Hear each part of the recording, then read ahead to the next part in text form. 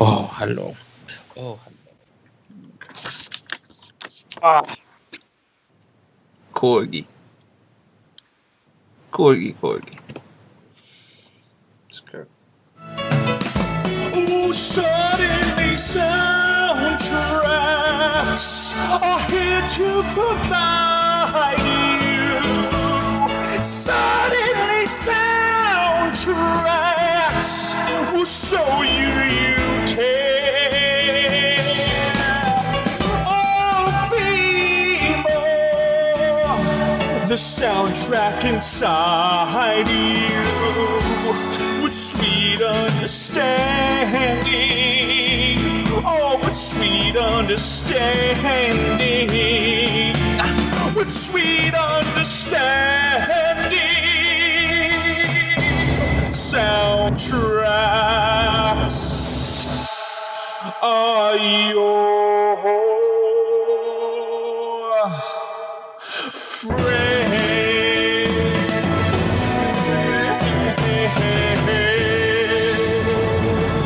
Hey guys, welcome to a huge episode of Suddenly Soundtracks here on Take 3 Productions, where we go through a movie musical, song by song, and judge a movie solely based on the soundtrack that it provides. This is a huge episode. Huge for the Greatest Showman, featuring Brianne Chandler, John Rocha, Patrick Campbell, Taylor Robinson, Alia and Dan from All the Belts, and Evan. Yeah, this panel is ridiculously epic. It's so epic, and I can't wait to introduce you guys to everybody. Introducing first is Miss Brianne Chandler herself. How are you doing, Brianne? What do you think of The Greatest Showman? Why do you love this musical so much, and are you pumped to return? Am I pumped to return? Of course I'm always pumped to return. I feel like you missed a little opportunity there to go, introducing first. Yeah, so next time you got to do that. Next time. But yeah, Greatest Showman, I bought it when it just came out on iTunes about a week ago, and I am looking forward to the Blu-ray release in the United States on April 10th. This might be after that, so I'll probably already have it. So hey, look at that. I already have it. It's right here. It's invisible. I can't wear my top hat because I have headphones that are, they don't work with it. Also, this top hat is kind of wonky. I keep looking at it thinking like they wanted to do like a cowboy hat, but they made it into a top hat. It's really not a very good top hat, so I need to get a new one. Yeah, so if anyone wants to gift me one, they can. Looks like a mix between a top hat and one of the pilgrim hats. It says so. It's wrong. It's wrong. I need to get one that like pops out. That's the next on my wish list of things that I would like. Top hats are amazing, though. They're the best hats in the world. Taylor Robinson, Taylor, she's been on Across the Universe, and she's going to be on many more in the future. Taylor, how are you doing, and why do you love this musical so much?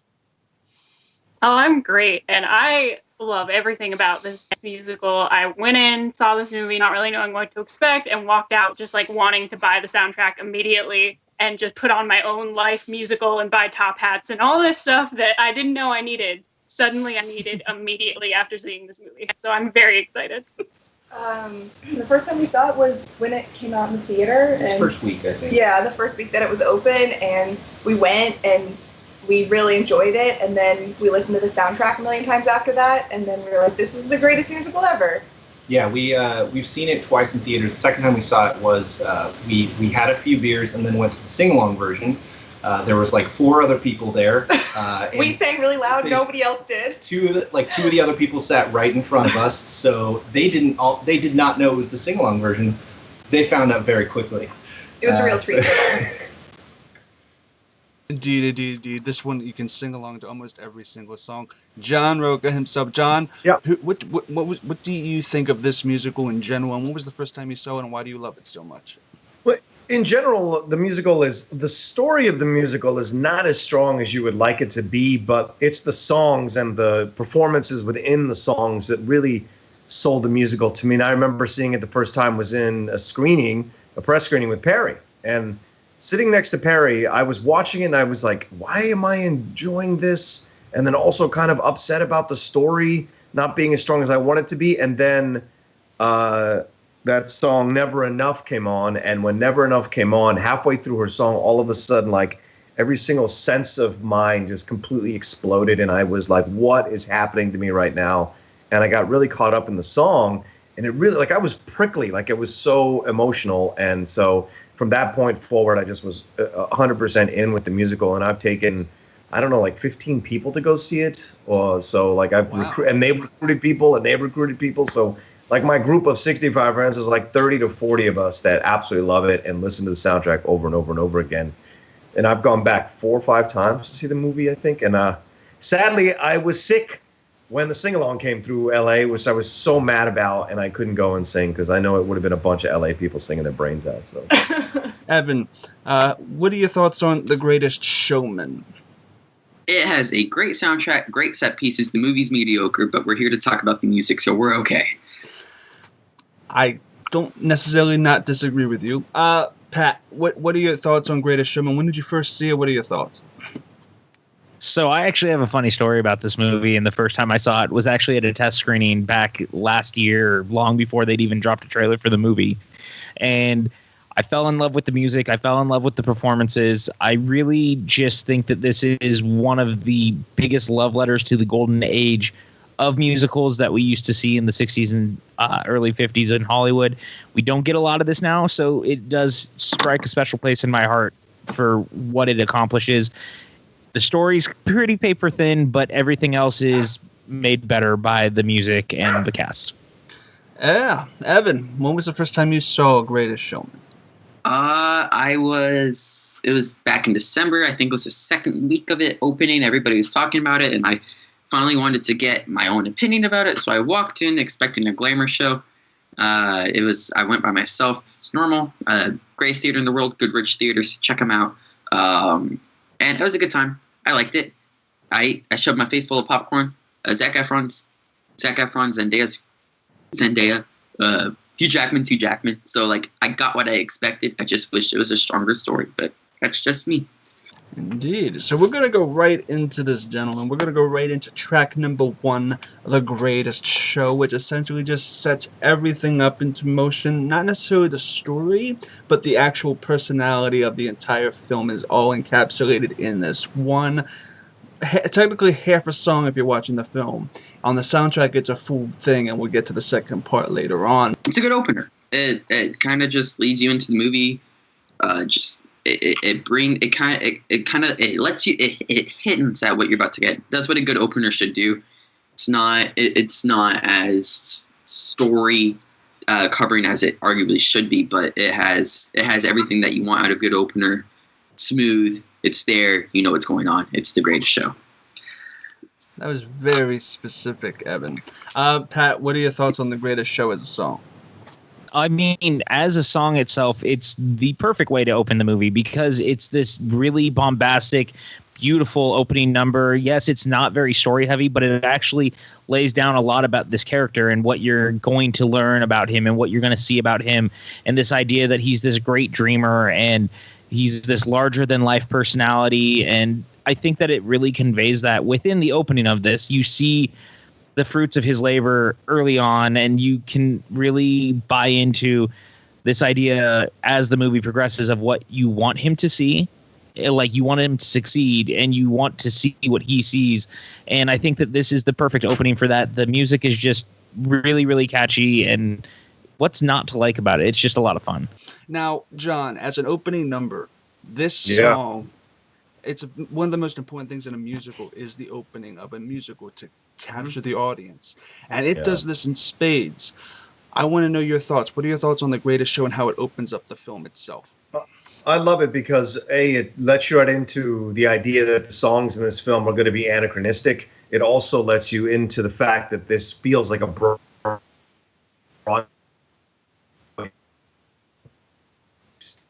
musical movie theater opening, movie opening, right? The whole thing, you hear the people in the stands, they're involved stomping their feet, his top hat, his jacket moving down. All of it gets you into the vibe that this is going to be a powerful pulsating musical with very powerful beats through the whole thing. And then you see him get caught, and he remembers going back to being a kid, because right within this whole great explosion and celebration of where he's gotten to in his life, he's still that little kid trying to prove himself and remembering how he was poor, remembering how he had to suffer. And so that hasn't left him yet. So the opening is an incredible opening, but it also lets you know that this story is not done. So it's ironic in the way that it opens. Indeed. And the fact of the matter is, like, a lot of these songs in this soundtrack feel like they're radio ready. And I like the fact that what the greatest show too is that the lyrics themselves don't necessarily match with what's happening on screen, because then you can differentiate between the soundtrack and the movie, and you don't have to have the two collide just for theatrical purposes. It actually works for radio in a general sense. Dan and Alia, I know what I'm going to go to Dan first. Dan, what are your thoughts on The Greatest Show? I really like The Greatest Show. It's an interesting case because you have a song where essentially the way we're looking at it, where it's kind of one complete song that's been divided into two pieces that they kind of build out on either side. So it's a tough song to really analyze that way. In the context of the film, it's a pretty blazing opening. And it's kind of an amazing setup to have this kind of huge big number that you feel like is just going to blow the roof off places, and then drop down to Barnum's isolation. And then kind of you're immediately curious about where the story is going, because it feels like it should be exciting, huge, and revelatory. And then it's him in isolation, and you wonder why. And you kind of start in media res, and then kind of building back up. So I think it's a really intriguing way to open a musical instead of a more traditional going all out all the way. You're kind of left wanting more. Yeah, I do really like this as the opening, and then also we'll get to it, but the closing song. It's a nice bookend for the musical, in a way that you see in musicals quite often. There's a reprise of whatever the opening number is at the very end, but I think this is a specifically interesting case of that, the way they've done it. Like Dan said, on the actual soundtrack that's out right now, they've basically edited the two together into one song. Which I really, really like that song, and I really like the way that they did that for the soundtrack. It makes it a little difficult to analyze. Like, if you listen to that a lot, which I have, it makes it a little harder to analyze this as an opening piece, just the first part of it, compared to then splitting off the reprise of it later. But I do think in terms of the way that it works in the movie, it's a really, really good opening for the movie. This opening number is one of my favorites of the entire movie musical. And I love that it starts off real big. And I find that if you're going to do a musical, you need to start off with a really great wham, bam, thank you, ma'am number. And I think that this absolutely does that, especially with the choreography, which is my favorite part of the whole film. And I just like to see the entire ensemble. I feel like we know what we're getting. It's not just going to be a little duo doing a little song and dance here and there. We know that we're going to get the entire cast the whole way through. Yeah, and it actually kind of, the most important thing in a musical is its opening and its closing. And luckily for this musical, its opening and closing are the same exact thing. We'll get to that soon. Taylor, what are your thoughts on The Greatest Show? So for The Greatest Show, the first song of the movie, I think it really sets a great tone for the movie and really shows you what you're going to get, because it is a little jarring at first to hear the modern kind of music going along with the time period that you're going to get. But I do like that they just start off with that right away and kind of throw you into this universe that they're making for this movie. And it is one of my favorite songs in the whole movie, 100%. Yeah, it really starts off this film with a bang. And I'm going to go back to you, Taylor. What do you give The Greatest Showman? Out of Rockin', download the track, one-time listen, skip it, or burn it? Rockin'. Definitely Rockin'. Beautiful, beautiful, beautiful. Brianne, what do you give this one? I also give it Rockin'. I find it to be rocking from top to bottom. Oh, Rockin', absolutely. Just like I said at the beginning, the pulsating beats, and then the lyrics are interesting because it's almost like, what's the greatest show? Is it life? And I think that's what he's saying through the lyrics. Like all the stuff they're talking about, it seems like, oh, it's the greatest show because he's telling the circus, blah, blah, blah. but it's actually life, and that's the way the film ends. And they're giving you the foreshadowing that you don't know until the end of the movie. So I think that movie and the song is like just eminently. You can listen to it multiple times over and over again and just get you hyped up for the movie. So that's definitely a rockin' it song. It's an 8.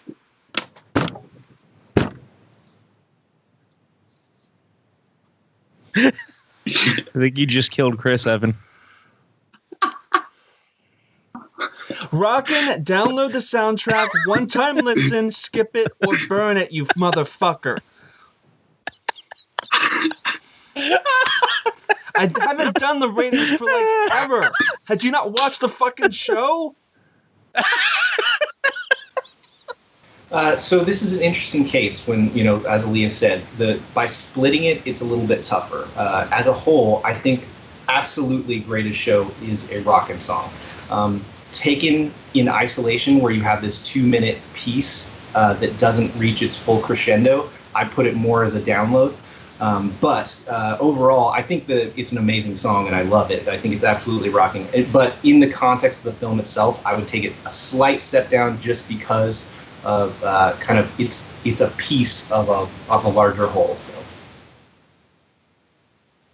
I am on the same page as Dan. I think the song as it is on the soundtrack is for sure 100% a rockin' for me. And we just listened to them separately, which I hadn't really done since we actually watched the movie. And it is a really strong start, but if I'm trying to compare it relatively to everything else and not just give like everything on the soundtrack a rockin', which I would like to do, but I try not to do that.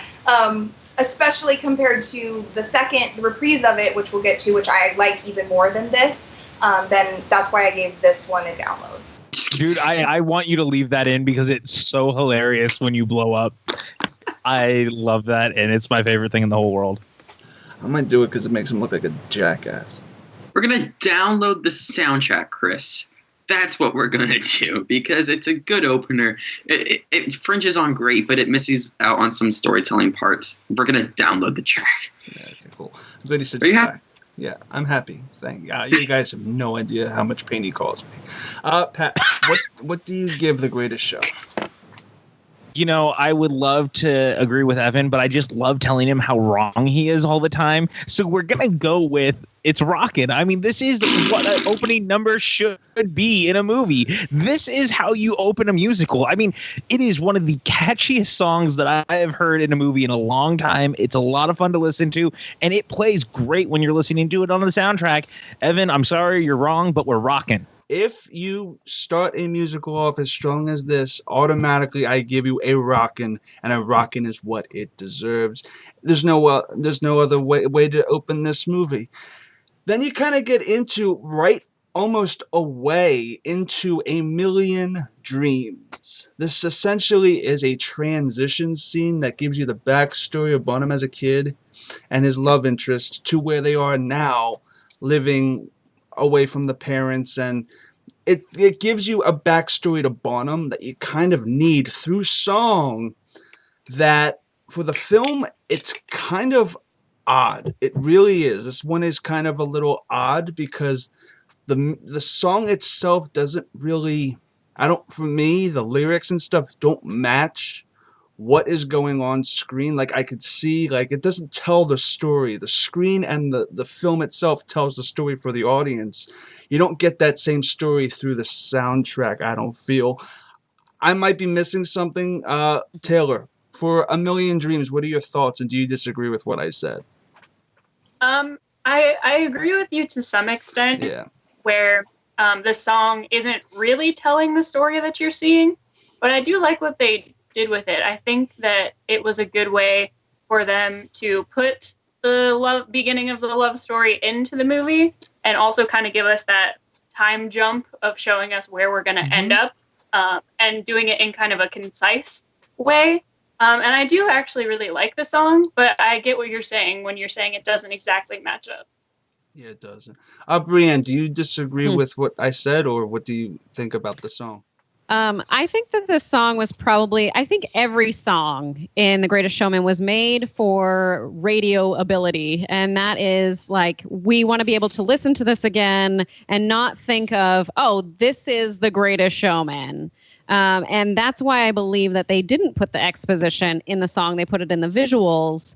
And it does remind me of the Honest trailer for Frozen when they're singing a song and it's like, do you want some exposition, some information in a song? And I'm like, I can't wait until they do the Honest trailer for Greatest Showman, which I'm very sad that they didn't call me about to do any sort of singing. But I will forgive them. I'm sure that's going to be happening soon, probably in another month. And yes, I have a feeling that this song is the exposition song that they'll be highlighting. I'm sure we'll get one when the Blu-ray comes out and they can get the footage officially. I hadn't really thought of it the way that you just put it. I don't know if I would think of it that way. I do think that what's happening on screen is, it doesn't go exactly word for word with what they're saying, but I think the overall idea of a million dreams, and he's, showing her they're in this like crumbly mansion. It's like, what could this be? Kind of like, what could the future be? What could we build it up to be? And you get a little bit of that like circusy. You feel like the circus is in his heart to start with. He has like the little lights with like the animals and everything. And so yeah, I think this song is a wonderful song. I think it's well placed in the movie, where you get like who he is as a kid, what he is reaching for, which is a big part of the plot throughout the rest of the movie, and like what his dreams are, basically. Oh yeah, it's not by any stretch of the imagination a bad song. It's just when you watch it with the movie, it doesn't really match up in my opinion. But look, I'm judging this solely based on the soundtrack that it provides, and the song itself is still pretty decent, if not maybe a little bit weaker than some of the other songs in the movie. But I wouldn't say it's a bad song in the slightest. John, what are your thoughts on A Million Dreams? I think you're out of your mind, Chris. This song is absolutely oh goodness, beautiful. It is the sweetest song on the soundtrack. It is maybe close to my favorite song on the soundtrack. Every single time I hear it, I remember being a kid myself and dreaming about becoming something, being famous or being successful at something I'm trying to do. I always had those dreams as a kid. So to me, it takes me back to that moment. And I think it takes the right amount of time. And he's taking this girl and showing her like what he wants to do to her. Because the lyric says right there, it said, you say it has nothing to do with what's happening on screen. But he says that. He says, there are a couple. Yes.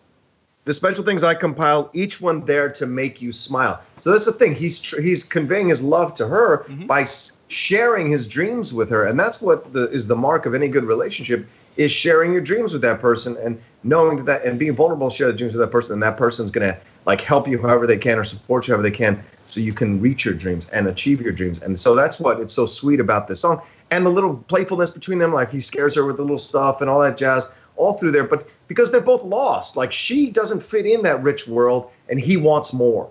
And so they're both these, like, they find each other and they carry each other through this thing.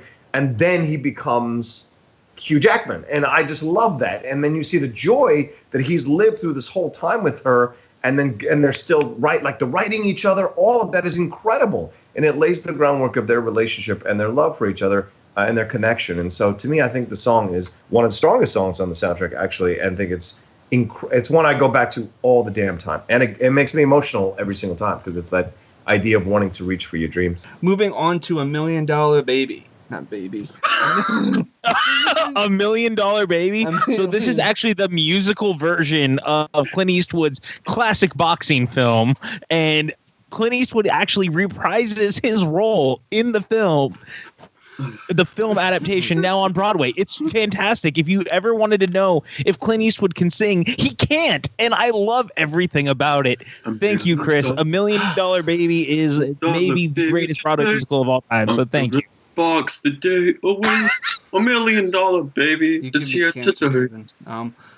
I actually really like A Million Dreams. It's a really sweet song, but it's also one that kind of shows the sadness of his life at this point, especially as it plays through the montage of him growing up.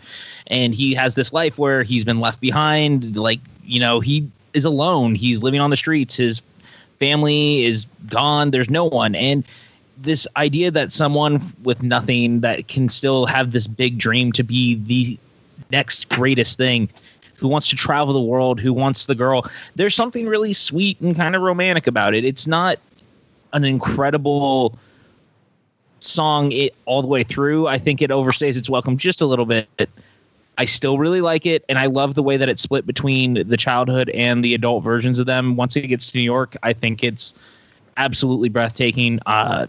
Just a really great song. So yeah, I like it a lot. Yeah, go for it. I was just gonna say, I mean, you're not wrong.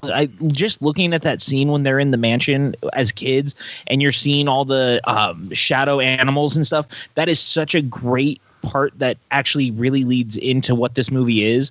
Whereas I think some of the other scenes with him as he's growing up maybe don't necessarily fit the rest of the song visually, but the song itself still works. Totally. Evan, you were giving him Kevin McAllister faces. You obviously have differing opinions. What are your thoughts on A Million Dreams? Is a fantastic track from top to bottom, from start to finish. It knows what it's doing. It tells a story. It takes its time, which is what this song should do because there's a lot of ground to cover, and it does it very well. Na na na na na na na. It's super catchy. I can still think about it in my brain right now. The kid singing it is the perfect addition. I just love it. And then when it pops into it being Hugh Jackman, it is just a great song, and it really helps cover the certain amount of years that they have to cover, and it does its job. That's why it needed to take its time, Pat. You want to know what they call that? They call that passage of time, and they did it well. Yes, I know what that is, Evan. Do you? I don't know if you know this, but I'm a lot older than you, and I've done this a few times, so I know exactly what we're talking about right now, and I'm so glad that I get to share this episode with you, you asshole. Yeah, I mean, if it makes you feel better, you and John Rocha are in complete agreement. He loves this one too. I don't think that I would never take away with how good I really do think that. I think the song itself really is quite good. I just think that maybe visually it doesn't quite match. So I'm 100% with John on this one. A Million Dreams is a song that I just, when I was talking to Alia about this briefly before when we were kind of discussing our rankings, there was other songs that really resonated with me the first time through, but A Million Dreams was the song that I walked out of the film singing to myself over and over. It lodged in my head, and maybe part of that is because the score makes a lot of use of it. You hear it a lot throughout the film, and when I came out of it, I actually thought it was maybe going to be the big radio song, and then I found out that This Is Me was the big song, basically. But just based on how much they return to it throughout the film in the score, I just thought it was something they were going for because it has such a beautiful hook. The melody is just gorgeous, and it stuck with me so hard, and it just never budged from how high I placed it. I think it's an absolutely gorgeous song. I think it's incredible, and it definitely, I understand where you're coming from, Chris, with it does move quickly, and in general this film moves incredibly quickly. It's a very thin story, and it pops from spot to spot very quickly, but I think the beauty of this song and the beauty of this moment in isolation is more important than that to me, and it sticks with me. I think it's absolutely gorgeous. And I feel like I have a question for you real quick. Do you have a Christmas tree behind you? Is that what I'm seeing? Is there a Christmas tree? Oh, my mom's kind of like house aesthetic is to always make the house feel like Christmas. So we have Christmas trees literally everywhere, and it's a bunch of Christmas lights too all around here. It's very eclectic. It's great. Amazing. It's great. I love it. I love it. And she allowed me to put like my stuff over here on the wall just for scenic purposes. It's awesome. It's great. And we should just release this at Christmas and celebrate Christmas again. I celebrate Christmas all year long. So I'm cool with it. All year long. I'm going to go. As I said, the song itself, I actually like Brianne's point in that the song is made for radio. Every song here, yes, is made for radio. And maybe that's why when we get to the last track, it's the way it is on the soundtrack for that reason. And I feel like for this song in particular, I can see that point. But from a soundtrack point of view, if it's not accurately representing what the movie is about to me. And I feel like the instrument, it's not as memorable to me as the opening number and a few other songs we'll get to later on. So it doesn't hit the rockin' for me. But it is a solid, I will download this. This is a high download the track. I'm going to go back to you, Brianne. What do you give A Million Dreams? A Million Dreams, I give it a one-time listen. This is not a favorite song of mine. Okay. I feel like, here's what brings it down for me, and it sucks to say this, but I feel like the kids' voices are what brings it down for me. I get that a lot, yeah. They're good. They're good at singing. But I just, because it mixes between them and the adults, I would rather hear the adults singing. And that's just my perspective. A kid singing does bring a lot of things down when I've had it on Suddenly Soundtracks. I don't know if you guys have ever seen Scrooge from 1970, but that it's again, been a while. Yeah, but that again, the people I've found, Kristen and Jen, everything got brought down because of the kids, and it's understandable. It's hard to nail that. It really, really is. Taylor, what do you give A Million Dreams? I give A Million Dreams a download. Okay. I do enjoy it enough to where I'd want to listen to it again, but it's not my favorite. Oh, it's a rockin'. It's a hard rockin' for me. I ain't backing down. Awesome. John, what do you give this one? Yeah, a rockin' as well. And I the thing we have to remember about this film is that they cut 20 minutes out of it before they released it. They did. And a lot of the 20 minutes of it was story. And I think they realized they did not have a good, strong musical if they'd focused on the story only. So it seems like the story parts are just to get us to the songs. And so the songs are where they live, where this musical really lives and breathes, not the story. So that's how I factor these rankings and these ratings for these songs in this way. You have to take it how I meant it to do it. And so I just think they realized they couldn't do much with the story and they wanted to focus on the numbers. So to me, it's rocking. It's always going to be rocking. It's when I still hum to myself all the time. Oh, yeah, and I actually didn't know that they cut 20 minutes out. That makes a lot of sense, because I feel like a lot of that 20 minutes probably came from the childhood sequence, because it seems like it is a little too truncated. So from an editing perspective, I might have put a little bit in there more just for pacing, but you know what? It is what it is. Aaliyah, what do you give this? I give it a rockin'. I knew you would. Why do I even come on this show? Because you could be like, Aaliyah gives it a rocket, she gives it a rocket, she gives it a rocket. I really like the song, and I also did not know they cut out 20 minutes. That's really interesting. I would be interested to see what those 20 minutes were. Maybe there will be some of that on the Blu-ray release, if that would be interesting. But yeah, definitely, this is a musical. Like, the focus is on the music, and I'm fine with that. I understand people criticizing the movie because of, like, the character and story aspect a little more, but that doesn't even matter for me because I just love the music so much, and it's really just a vehicle for the songs, essentially, and I'm totally fine with that. So, rockin' from me. I give it a 10. Just kidding. It's rockin', dude. The track is freaking rockin', and Pat knows exactly why. He just refuses to have a valid opinion. Oh, wow. Those were fighting words. It's funny you say that, because I was going to say, even with the way I don't think it fits in the film, it is a rockin' soundtrack. I think it is definitely one that belongs. Because it is so story-driven, because it is so important to what the film and the soundtrack actually is, it is one that stands out for that reason. So it is rockin'. So, yeah, I actually agree more with Brianne's statement in the reprise of A Million Dreams, which happens literally kind of right after it in the film. And reprises, to me, should be memorable and add something to what you've already seen and I feel like and heard, but since this is all Popeyed and you want it to be radio friendly, this reprise to me comes off as a bit pointless. Brianne, do you think that this reprise of A Million Dreams should have been in the film, or do you think this could have been a kind of, you didn't need it there? I don't know.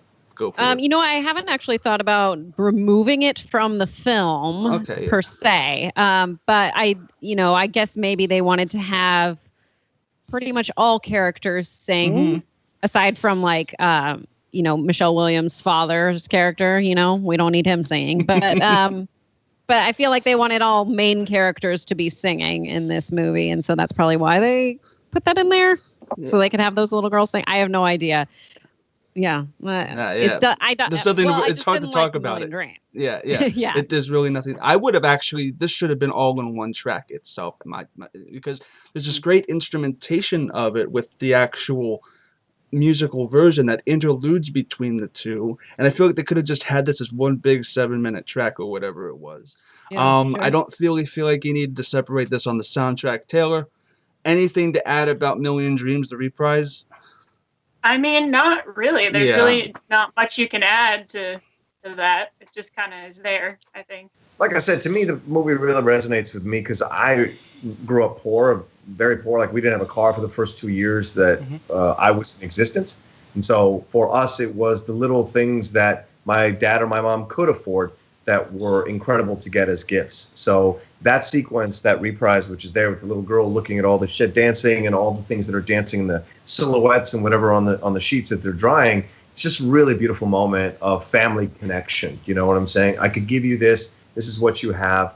She's lost in the dream world, but she has the kids' dreams. He's a man, an adult, as a father, and then he has his dreams, and they come to life through that as well. So to me, the reprise has a lot of power to it, even though it's very simply done, and the little girl's singing voice is very, like, just angelic, and it works perfectly to get you into that space. I think sweet is the perfect word for it.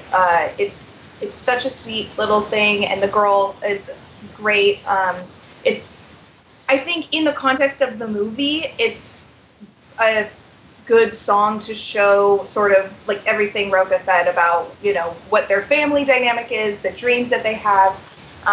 But as a song on its own, it's good, but it's not a lot there. And if you listen to it on the soundtrack, it's right after Million Dreams, so it's almost kind of like one song. Like, in my mind, I almost don't think of it as reprise because it comes directly after Million Dreams on the soundtrack, so it just sort of goes into this.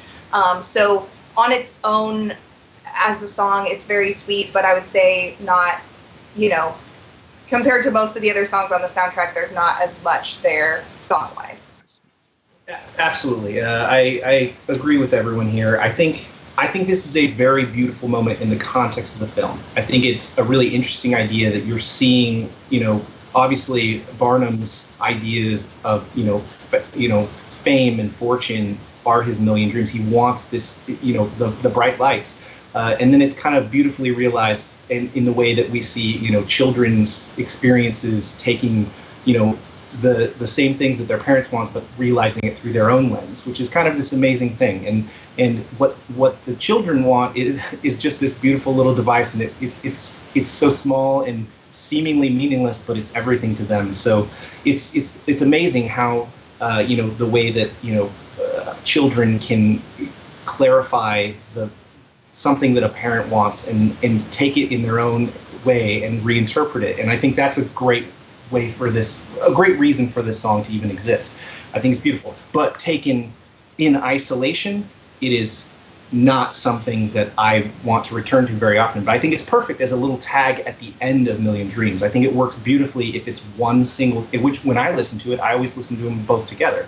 So to me, it works perfectly that way. But in isolation, like you said, if it comes up on shuffle, it's not what I want. It works. You need to transition it to the children so they do it well. I enjoy it.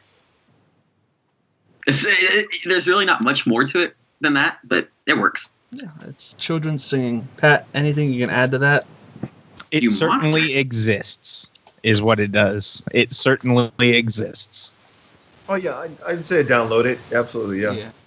This one's probably a one-time listen for me, just as a contrast for everything else. I like it, but I really like it as an immediate follow-up to Million Dreams. So in isolation, I would say one-time listen if you are single, taking one by themselves.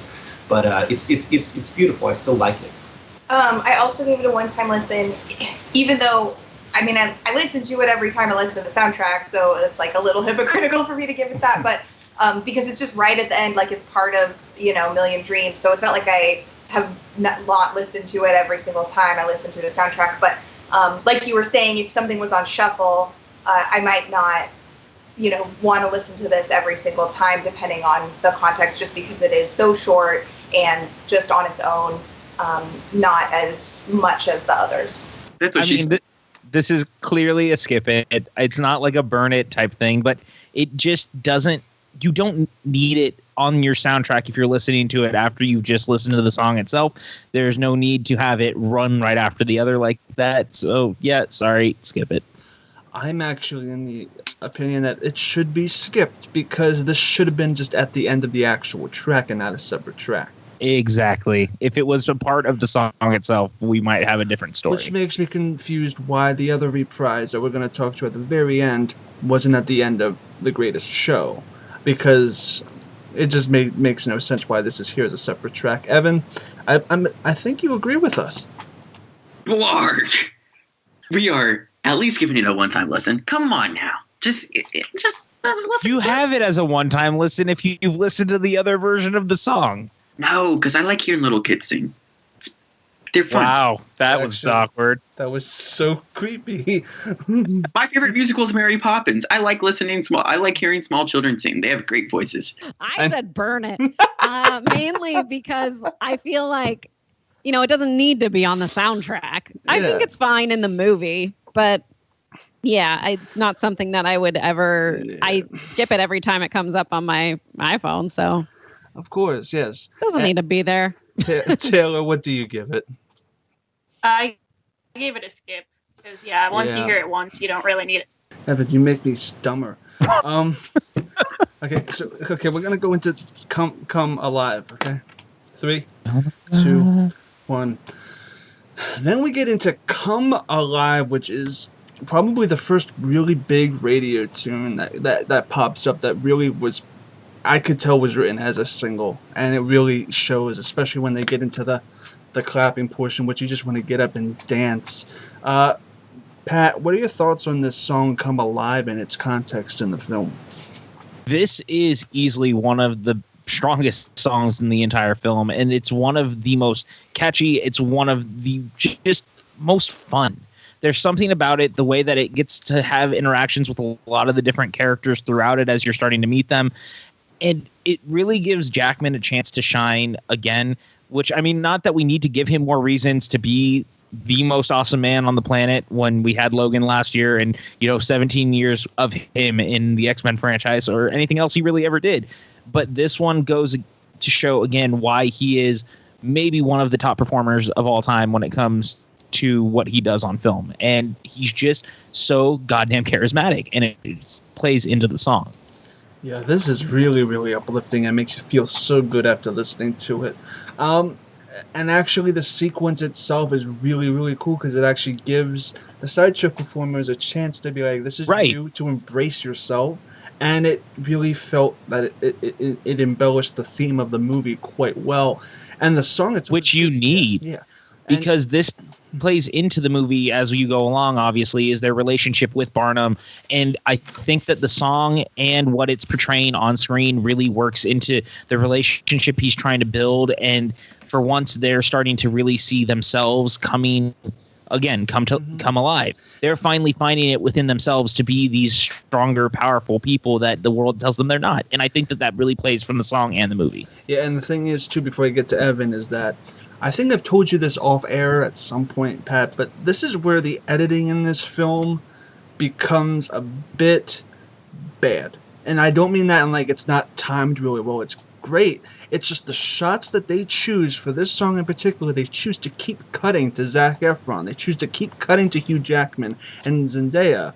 When you have these great animated performers in the background, the ensemble, they just ignore. Like there's this the fat guy, the big guy that has the solo. He starts to sing and they cut away to something else and not keep on him. They keep on. They like to cut away to Hugh Jackman doing something. They like to cut away to Zendaya doing something instead of keeping it on some of these performers that are actually having good interaction. And I would like to see more of them, but they just keep in it. Even though you have a huge ensemble, it just seems very claustrophobic. I don't know if you guys got that in the editing, but to me, it was very claustrophobic. You're not wrong, and I definitely agree with you a bit on that. Yeah, but that's movie-wise. Song itself is fantastic. Evan, your thoughts, and do you agree with anything that we were saying? It's a really good song. I enjoy it from top to bottom. I like how it integrates a lot of people. this song just suffers by having the best track being next. It's weird. You listen to the song and you're like, wow, this is really good. But then you listen to the next one and you're like, wait, Come Alive was, for me, like I enjoy Come Alive. It's just that I hate comparing songs, but whenever you listen to any type of album, soundtrack, you name it, things happen for a reason. There has to be some type of balance. And I feel like sometimes Come Alive falls out of balance due to the next track that's on the soundtrack, sadly. And for me, at least, it kind of holds it back a little bit, sadly. But it doesn't speak for the volume of how good the track is. Thanos would have been really proud to be a part of trying to fix this song for the balance that it needed. Yeah, except he didn't push Gamora off a cliff. Well, he did. I don't know why he said that. Spoiler? I'm not sure what it is exactly, and I'm not sure which Savage Garden song I'm thinking of, but every time I listen to this, especially like the beginning of it, it just reminds me of a Savage Garden song. And I haven't re-listened to Savage Garden in a while, so I can't think of the specific song, but there's something about, especially like the early part of the song, that just like made me think of Savage Garden. I don't know why. But that being said, I do really enjoy this song. It really builds. I mean, a lot of the songs in this musical do, but especially this one, it really builds. It starts out kind of like slower and quieter and just builds into a huge song. So I definitely think that it is a great song on the soundtrack and also in the context of the movie. I don't think there's really any songs in this movie that aren't working to really further the story. Like we talked about before, it's really the songs are like the major part of this movie. So I love this part of the movie as well and what this song does for that. Well, Come Alive for me is the little song that could, like a little engine that could for me. Because when I came out of the theater, it wasn't a song that stuck with me. I saw it as kind of an installment song that they had to throw in there to get to the next thing that they were trying to get to. But it was only in listening to it over and over again on the soundtrack that I started to fall in love with this song really powerfully because of what it was asking to do. All these things it was saying, the things he's talking about, you're just a dead man walking, like you're going through your life, you're going through everything, you're clocking in, clocking out, like you don't even see what's happening around you. What I love about the song is the song finds a way of getting inside you and asking you, making you remember. I think that's why the whole soundtrack and the movie resonates with people. It's like going back to being that kid that like loved the world again, and it wasn't about just paying the bills and the daily grind of politics or everything. It's just about like loving this world again and loving each other again. It's so great, and so this song really does that, right? And then it builds this incredible crescendo where they're all dancing around, and doing all the things that they're doing. I just love it. And so to me, it's one of that stays with me now over and over and over again, So I love the song madly now. Yeah, it's optimistic as all hell. Dan, what do you think of this song, Come Alive? I think it's a great song. I agree with Rocha on what he just said. When the first time I watched the film, it was probably the one that stuck with me the least. It didn't really click with me the first time, but I listened to the soundtrack. I still listen to the soundtrack probably once a day, and now when it comes up, I can't help but boogie a little bit. I mean, it just gets to you, man. You just start, especially during that breakdown, you're just like, you just start moving, man. Like, you can't help it. It is just, and it's such a diverse, unique path. Like, each piece of the song is so diverse and interesting. It is a very unusual song, yet it's also very approachable in a weird way. Like, you can't help but dance to it. It's just a delight. It really is. And I still wouldn't call it one of my absolute favorites on the soundtrack. It's still not in, my very top of my top. But that being said, it's grown a lot on me, and it really is. Like Rocha said, there's kind of a purity to this song in the same way that, this soundtrack as a whole, it is. The thing I love about Greatest Showman is it is one of the most earnest pieces of filmmaking I've seen in a long time. Everyone who was involved cared about it so much. It's so sincere, and this song really reflects that, I think. Well, and I want to add to that a little bit. Like, that's what when the world becomes a fantasy, and the more that you could ever be because you're dreaming with your eyes, like all of that just gets you going, and you start to move and start boogieing, like Dan said. And Alia, I would say it's almost like a Katy Perry song, because it's like it feels like firework. You know what I'm saying? Like, Oh, Song of yeah, Fire. yeah. That's what it feels like. Like it burst in, come alive, firework. It just is very reminiscent of that. So I enjoyed that about the song as well. So crisp. The rhymes are so crisp. It just feels like it feels percussive. It's just like it's just beautiful. I love it. It just clicks, man. The rhythm of it is amazing. I find that I really appreciated that it was yet another big number, and it was time for a big number to happen. And this was one where it got the entire cast included as well. And I really appreciate Ashley Wallen's choreography throughout the film, but specifically this number and the one that we'll talk about next. Mm-hmm. I find that we don't get to... choreographers aren't as appreciated as other below-the-line members, you know, people that are doing great jobs everywhere else, but not every movie needs a choreographer. So when one does come along, I think it's really important to highlight their work. And Ashley Wallen really, I feel, knocked it out of the park with everything that she did on this film. Yeah, the choreography, this entire song feels like a stage song. So Come Alive, I really, really enjoy it a lot because the way that the ensemble was used for this song is really, really great. The way that everyone's brought together, and you are really starting to see, you know, forgive the pun, but to see everything come alive and come together. And the choreography and just the way that it was all put together on screen, I think was really, really effective. Mm-hmm. The entire thing about it is just that it brings the screen to life. That's exactly what I want in a movie musical. And I have to give Come Alive a rockin'. This is one of my absolute favorites. Brianne, what do you give it? I also give it a rockin'. Mm-hmm. And it is also one of my favorites. So what do you know? Let's see, Taylor, what do you give this sucker? I also gave it a rockin'. This entire episode fucking sucks. You love us and you know it. All right, this is great actually. I wish that like this was an episode instead of it being intercut with people because this is really gold. So I'm gonna go with Eeny Meeny Miny Evan. Evan, what do you give Come Alive? I can't Eeny Meeny give Miny it. Evan is a great name. I can't give it a rockin'. I can't. I'm downloading it. Is it because of what comes after? It's because of what comes after. Oh, you lost. It's the soundtrack's fault. They on a soundtrack basis alone, it's the songs aren't listed right by any means of the imagination. Even though they come after each other on the soundtrack. Right, but we're looking at it from a soundtrack perspective. Am I wrong? No, you're right. You're right. That's an interesting reasoning. Pat, your rating.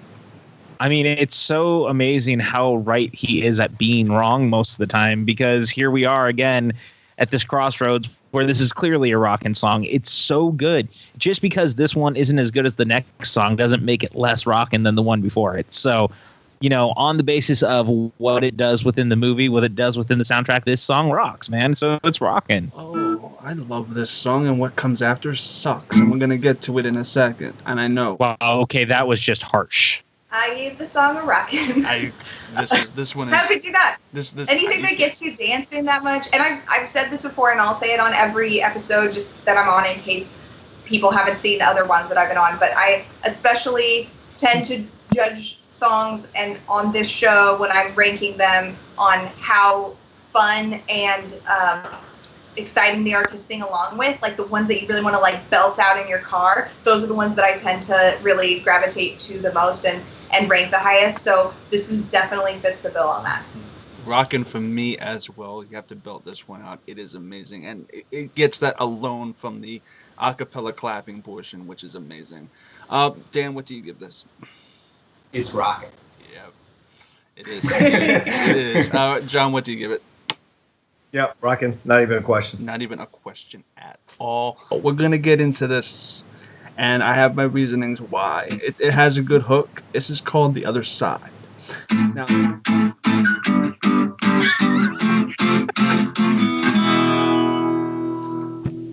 I hate Wow, so that happened. Oh, wow. Okay, It's a so trace. I might keep that. That was actually pretty good, Evan. That was impressive. So the other side, I have my reasonings. This actually does build off of something, and the lyrics actually tell you what's going on. Zac Efron's character and Bonham are both, at the end of it, partners, and this is a whole convincing song, though. The choreography is fantastic. Fuck yeah. The hook and the actual song itself leaves a lot to be desired. You're looking at You're full of shit. The song has no momentum. It really doesn't, in my opinion. It's a song that's good for the scene itself and has a great visual appeal. But when you listen to it outside of the movie in context, it has a good hook, but it doesn't pay off that hook. It just repeats the hook over and over again. And it doesn't really have that oomph that I like. And I just don't really give a crap about it. And I know you both completely disagree with me. I'm going to save Evan for last. I have a ton of fun with this. Mm-hmm. I don't put it quite as high as some people do, but I still put it very high in my rankings. I think it's a great song. It's not the most robust of the songs on the soundtrack, but it's fun. I love Zac Efron. You know, me and Aaliyah will tell you, no one loves High School Musical movies as much as we do. OG High School Musical fans. We love the High School Musical films, and we love Zac Efron, and we love his singing voice. I just like him as an actor, period. I think he's a fun, unique actor, and I think he's cool. So it's good to have him have a showcase at this point. But I think it's got a great hook. I think it's a lot of fun. But and I think visually, this is a very arresting segment of the film. I think they did a great job with the blocking, with the way they're pouring the shots. That's kind of a cool segment. So I have a lot of fun with it. I wouldn't put it at the peak of the soundtrack, but I really have a good time with it. Dan actually brought up the fact that it has some of the best choreography in the film, and I feel like that is 110% correct. John, the other side. What are your thoughts on the other side? This is probably my least favorite song on the soundtrack, to be honest. Cool. Yeah, it's not one that I get why it's happening, and I like the back and forth. It feels very Broadway-esque, this sequence in the film, and I enjoy the choreography. Absolutely, I think Brianne's right. Absolutely, there's some of the greatest choreography and timing, and that bartender deserves some special shout-out love for the glasses and everything that he's doing in there, which is really fun. And the looks and the faces, everything is great. But for me, the song and the lyrics, I get what he's trying to do, and I get the point of having the song. It's just not one that I go back to a lot and listen on the soundtrack, to be honest with you. Sometimes I'll skip it when I'm listening to the soundtrack. It's just not one that I enjoy listening. So I can tell you right now, to me, it's a one-time listen, so I can tell you the ranking right now before you make the ask. So this song is one of my favorites from the movie. I really like the way that it fits into the story. I think it's a great way for Zac Efron's character and Hugh Jackman's character to have this discussion and really show, where they're both coming from in this world. And I like the instrumentation a lot. I think the choreography is insane. I was sitting in the theater, just I think my mouth was kind of hanging open watching this scene. What is going on? This is amazing. This is incredible. And it kind of just blew away my expectations for what we were going to get out of a song between the two of them. And I really think that it served the movie really well in pushing the story forward and kind of giving us insight into these two characters in a different way. Cool. Yeah, I will say the choreography in this scene to me is amazing. It really is. It probably supersedes even what was this thing called? Come Alive. It even supersedes Come Alive in some aspects because of the area that they were doing it all in the bar. Brianne, I know you probably disagree with what I said about the other side. I don't know, but what do you think of that song? I think the other side is the exposition song that you were looking for. A lot of exposition goes down in this, and a lot of, telling what's going to be happening, talking about one person's life and how it's going to change, or how can you stay the same. So I feel like this probably isn't a radio-esque song. That being said, I do like how it is structured, and I love the choreography. This was actually choreographed by Daniel Cloud Campos, and he also plays the bartender. And I just like the entire scene and how he sets everything up. I feel like he's the unsung hero in this song that we don't, you don't get to, obviously, there's no way you would know that just listening to it. You have to actually see it. performed, and then you can see how good he really is. But if they didn't have him, I feel like it would lose something. It would lose a lot of luster, and you lose all of that when you're listening to the soundtrack. And when I listen to the song by itself compared to when I watch it, the choreography, the cinematography, the editing is fantastic. But when you lose all of that and you just look at the song itself, I'm not finding myself coming back to it a lot. And I feel like it's not as bad of a song to skip, but to me, I have to give it and this is a one-time listen. I don't enjoy going back to it as much as I would some of the other tracks in this film comparatively. And you say the exposition, yes, there's exposition in the song, but there's a way to put exposition, in my opinion, to a song and make it a little bit more memorable and stand out without just a good hook. Everything else kind of, for me, falls flat musically, but that's just taste. Taylor, what do you give this? I actually gave this Rockin' because I do listen to the song a lot. That's the magic of subjectivity. Brianne, what do you give this? I also gave this Rockin'. Aha! Yes, yes. I'm going to go change my window because I have never been recording at this time, so I didn't know that the God light would be on me. I agree with myself in that this is the greatest song of all time. I mean, maybe not of all time. That's a little bit exaggerated. But I love this song. And it's really interesting because Dan will tell you that I am not very good at knowing like what popular opinion about stuff is. And I kind of thought that this would be one of the less, like, people wouldn't like this song as much. I really love it. But Dan was saying, like, this is, like, one of the biggest favorites a lot of times. Weren't you telling me that? I think I just mean kind of like in discussions that I've had with people, it seems to be a popular one. Yeah. I don't know if it's like one that gets, obviously songs like This Is Me and Greatest Show have a lot more downloads and listens and stuff like that. But it seems to be one in small groups when I've had discussions, people really seem to like it. Yeah. So that, I mean, when you were saying, like, you think it's kind of overrated, I guess I'm one of the people that overrates it because I love it. And I love the choreography, and maybe that's part of what influenced it for me, but I still just listening to the soundtrack without that is, like, one of my favorite songs to sing along with. I love the back and forth. Like Dan was saying, I love Zac Efron, and obviously Hugh Jackman is amazing. And just seeing the two of them do a duet in this song, I think is just great. That's fantastic, Ali, and I'm glad that one person's trash is another person's treasure. And it's fantastic that you look at this in such a high regard. And I'm going to go back. It's not trash. Not trash. I didn't say it was trash. Well, okay. Well, it's a saying. It's just a saying that I love saying. Anyway, Aaliyah, what do you give this? Rockin', obviously. Oh, okay, awesome. And Dan, what do you give this one? You know what? I also give it a rocking. It's a soft rocking. But I still like you're rocking a baby. Yeah, like you're rocking a baby, exactly. It's a gentle rock. It's a power ballad. Okay. I think download is too low for me because I never skip the song. I still love it, so I would still give it a rockin'. I always thought Evan was the person in the room who was the most wrong until this moment. And Evan, I am so sorry for all the mean things I've ever said about you, or behind your back, or to your face, or no matter what it was. I mean, I am sorry because, wow, Chris, wow, this song is great. This is a character building song. And this is, again, talking about what we were with Come Alive, is this song that really gave Jackman a chance to shine.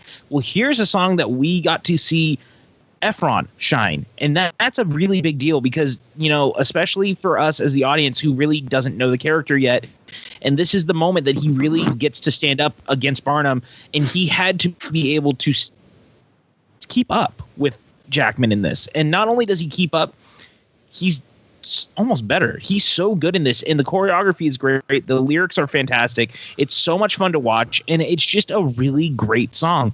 I am so surprised how much you don't like it because I find it infinitely listenable, and I find myself listening to it all the time. This is one of my favorite songs on the soundtrack. You're not going to change my mind about that. So sit in your corner and be wrong, and that's okay. And I still love you, man, but Jesus Christ. Guess who also agreed with me?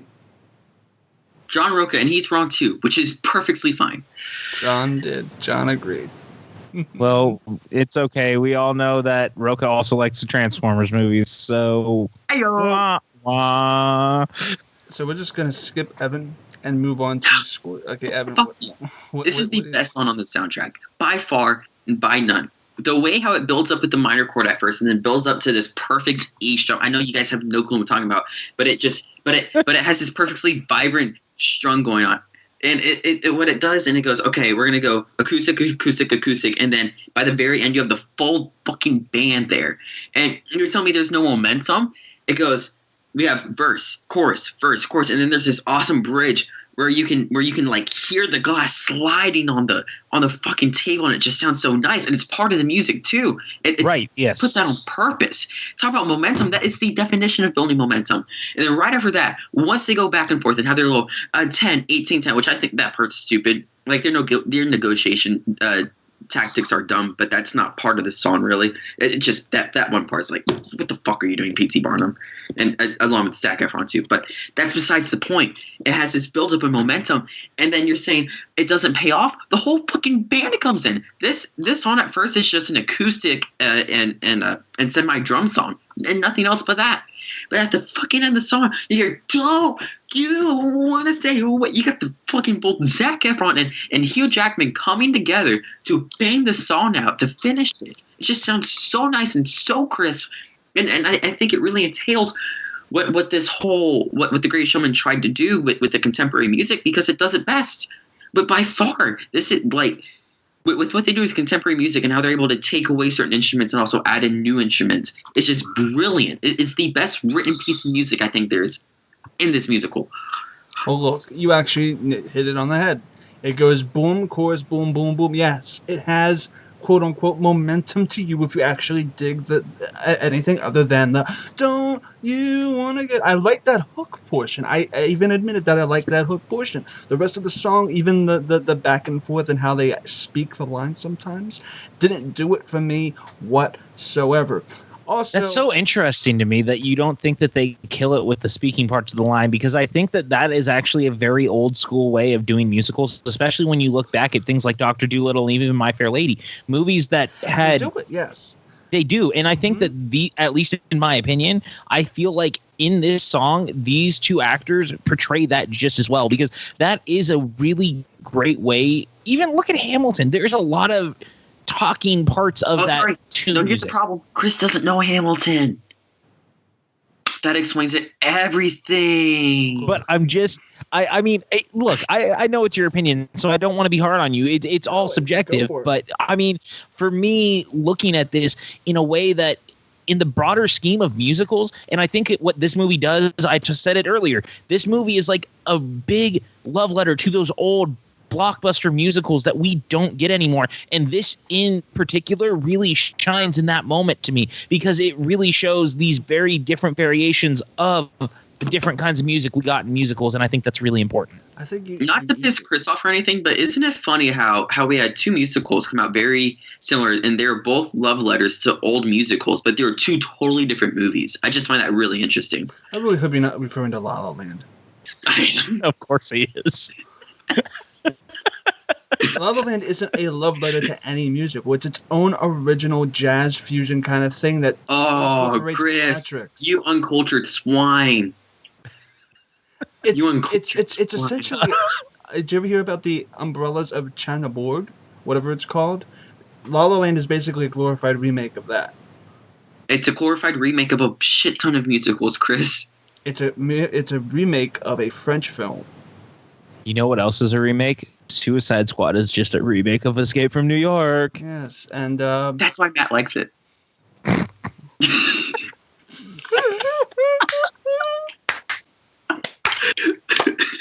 Oh my God! Crushed it from the 3-point line. Oh, amazing! That was awesome. But anyway, going off of something that's not amazing, the other side. Pat. Wow. What do you give this? I mean, I think this is a fairly obvious reaction to what I said about this song. This is clearly a rockin' track, man. I think that it just really exudes something fun. It's really great on a listen, and I have a lot of fun every time it's on. I can't not give it anything less. or I can't give it anything less. I'm sorry. I think I said can't not, and that is not what I should have said. Well, we're making a whole new fucking scale for this one. Instead of rocking, it's learn the fucking song on the guitar. That's what it is.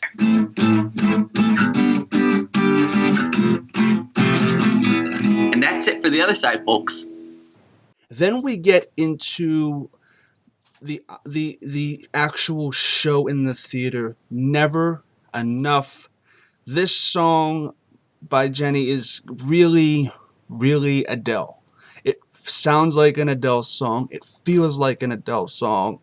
And by gosh, that is not a bad thing. And it actually fits in with the musical style of the entire film because it is kind of radio ready. And there's nobody more radio ready than Adele. And this sounds like an Adele song to the 10th degree. Brianne, do you agree with my assessment of Never Enough? And what do you think of this whole set piece in the theater? I agree with your assessment that it is Adele-like, Mhm. and I'm now thinking the reason they probably didn't get Adele to do it was because she'd be too recognizable. I do like that they used Lauren Alred of season 3 of The Voice, and I also appreciate that they did decide to dub. And Rebecca Ferguson herself was like, you know what? I'm a classically trained singer. I was practicing the song, and I realized this isn't. We need something even greater than what I can do. And that's why they decided to, hire out. And I appreciate that because I'm of the mindset of I want someone to be dubbed if needed. And I feel like, I don't know Rebecca Ferguson's actual voice, so I can't compare. Mm-hmm. But if she's saying I would prefer it this way, then I'm glad that she has made that decision. And let us have Lauren, because I think it really mixes well too with her actual voice. So you don't know, is this Rebecca Ferguson? You really don't know when you are watching it that it is someone else. But yeah, this was my favorite song coming out of it the first time. I felt it was a real powerhouse, and I do like how they had it on stage and just showing kind of what he really did do to bring this woman here and to have her perform so he could feel like he was a legitimate curator of the arts. Yeah, and I do like how the sound mixing, it happens a once before. I forget where exactly. It might have been during the opening number, but where the audience, you don't hear necessarily the ovation until it gradually mixes in, and then you realize that the ovation in the crowd went crazy. And I feel did like that in Come Alive. Come Alive, that's also. where they did. They did that in Come Alive, yeah. And I feel like the whole set piece itself was extraordinary. At first, I thought she was on a karaoke track because I forgot that the orchestra was down below her. But yeah, I didn't know she was dubbed until I looked at the soundtrack and the credits. And yeah, they did that pretty seamlessly. It's like Scar and Lion King, or any other. If you need to be dubbed, any other Disney characters, they all have separate singing voices. Jack there are some that don't, but yeah, they for the most part do, and that's a role that you don't even see their face. So it's like, hey, it's like they can do it there. Why not do it here? As long as you can sing and it have not be jarring, go for it. As long as the vocal power is there. Taylor, your thoughts on Never Enough?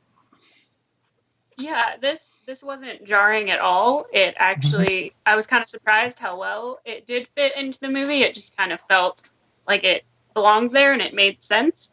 And it really was just an extraordinary scene in the sense that the theater was such a great setting. And I don't know, it really was a scene that kind of made me sit back and just feel like I was feeling the emotions of the movie at that point, of him feeling like he was a real curator of the arts at that point and seeing where this was going to take us for the direction of the rest of the movie. I really thought it was a clever way for them to do it and to integrate such a beautiful song into the movie. Never Enough. This song has so much pressure on it in the course, on the context of the film. You have to have a performance that takes every single audience member's breath away, because that's what you have to buy into to believe the scene. It has to be so perfect, so gorgeous that you are completely taken in by it. And it's such a stripped down performance. There's nothing going on as opposed to everything else. You have performance like The Greatest Show. I mean, it's just pure like visual stimuli from every standpoint.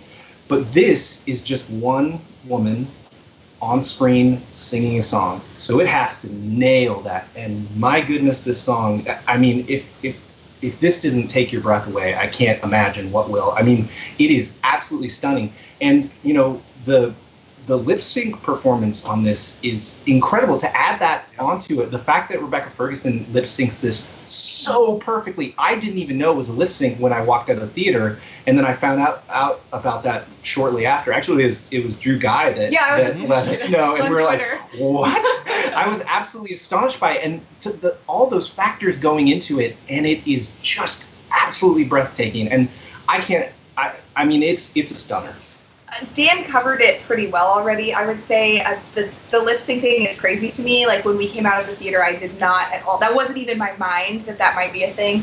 And then, there was a whole Twitter conversation about it, and that just kind of blew my mind because that is amazing. Usually you can, like, not that it takes you out of it necessarily even, but usually you kind of have an idea of, like, when people are lip syncing. And I just thought that was great. And, it's just such a, like, with so many of the other songs in this movie, they're like big productions, right? Even the one we just talked about, Other Side, with Hugh Jackman and Zac Efron, even though it's just the two of them singing, there's like this whole dance number and the choreography and everything going on. And this song alone basically is like just the one song that's just like a moment of stillness and clarity that just needs to be so perfect in order to, like Dan said, carry that off. Not only visually and musically in the movie, but just for the point of what she's supposed to be, like the greatest, most well-renowned, amazing singer of all time, basically. And if you didn't buy that based on this performance, it would really lessen the story of the movie. But you definitely buy it because it's great. There's everything here that you could possibly want in terms of the emotional build. Because it's interesting, because when he meets her, he's immediately smitten, and he's married, obviously, so there's a thing there. But the way she sings, and his look on his face is one of, like, that's what you have as the audience member the first time you see. You're almost overwhelmed at this incredible song and the way it's delivered. And we should give a shout out to Lauren Allred, who is the one who sings the song, and she's from The Voice, apparently. I don't know if they've ever released a YouTube video like they've done for the other songs, where we see her singing it in that rehearsal space, because I would love to see her process in creating that song as well. But this is my favorite song on the soundtrack. Everything it says, when just the romantic nature of the song in terms of how it's expressed. She's expressing love. This idea that, talons of gold are still too little. There's, all the stuff that she's saying, it's so big. Her love is so big that it's still not enough to quantify it. There are no words to quantify it. And so it's so overwhelming, and the way it's shot, and her in the beautiful angelic white dress there in the spotlight, and everybody's reaction to it is just incredible. And what they're able to do in the storylines with that song is fantastic. With just that song, within that whole song, Zac Efron is with Zendaya. His parents look over and sees him. He's got to he let go of her hand. Keela Settle, they've been rejected, so they're up in the top. But even the fact that they're rejected, they're still overwhelmed by the beauty of this song. And then you have Michelle Williams sensing that this woman could come between her and her husband, Barnum, and then Barnum being just completely, it's beyond, I don't know if he loves her necessarily, but he's almost like in awe of her. And so all of this gets done in this one song. So it's really incredible how they're able to do that. And the song itself, just from lyrics, the build, everything is just my favorite song on the soundtrack. Oh, beautiful. And I'm assuming for you, John, it's undeniably a rockin'. It's a rockin'. Yeah, that's what I was. It's a double rockin'. It's a triple rockin'. It's all kinds of rockin'. Okay, I'm going to make a triple rockin', I think. Dan, what do you give this? It has to be rockin'. You're dead inside if this is not a rockin'. Yeah. This is this is super rockin'. This is an atmospheric song, and I think the show needed it because you can't have back-to-back show-stopping numbers without some sort of break. You need a calm before the storm, and we're going to get to it in a second. So it's a rockin' for me. Aaliyah, what do you give this? Yeah, definitely a rockin'. And I just wanted to say the thing that Rocha said about being in love with her and awe of her. It's almost like he's in love with her possibility of what she can bring him. And it's the way they do it in the movie is not even like he's intentionally using her, but just that she is so amazing and he appreciates her so much for her talent, because that's really that's like what draws him to people and what he sees in people, because of this dream of his of building, the greatest show, essentially. So I think that's a really interesting story point in the movie as well. But yes, the song's definitely a rockin'. It's actually a fantastic song for what it needs to do. I really enjoyed it a lot. This is the perfect follow-up to The Other Side, because you can't put another fast track banger right after this one. Never Enough follows it perfectly because you need that breather. But it breathes, but also hits you hard because of the fake story that's going on between the French woman and P.T. Barnum. I don't want to get into that, but the way how she goes about it, the performance is amazing. The lyrics, what's going on, I find it I find it very astonishing, and I think it's a really good track. I think there's never enough of this song, but I do really love this song though. I think it really fits into the story of the film, and I think what you just said really encapsulates why.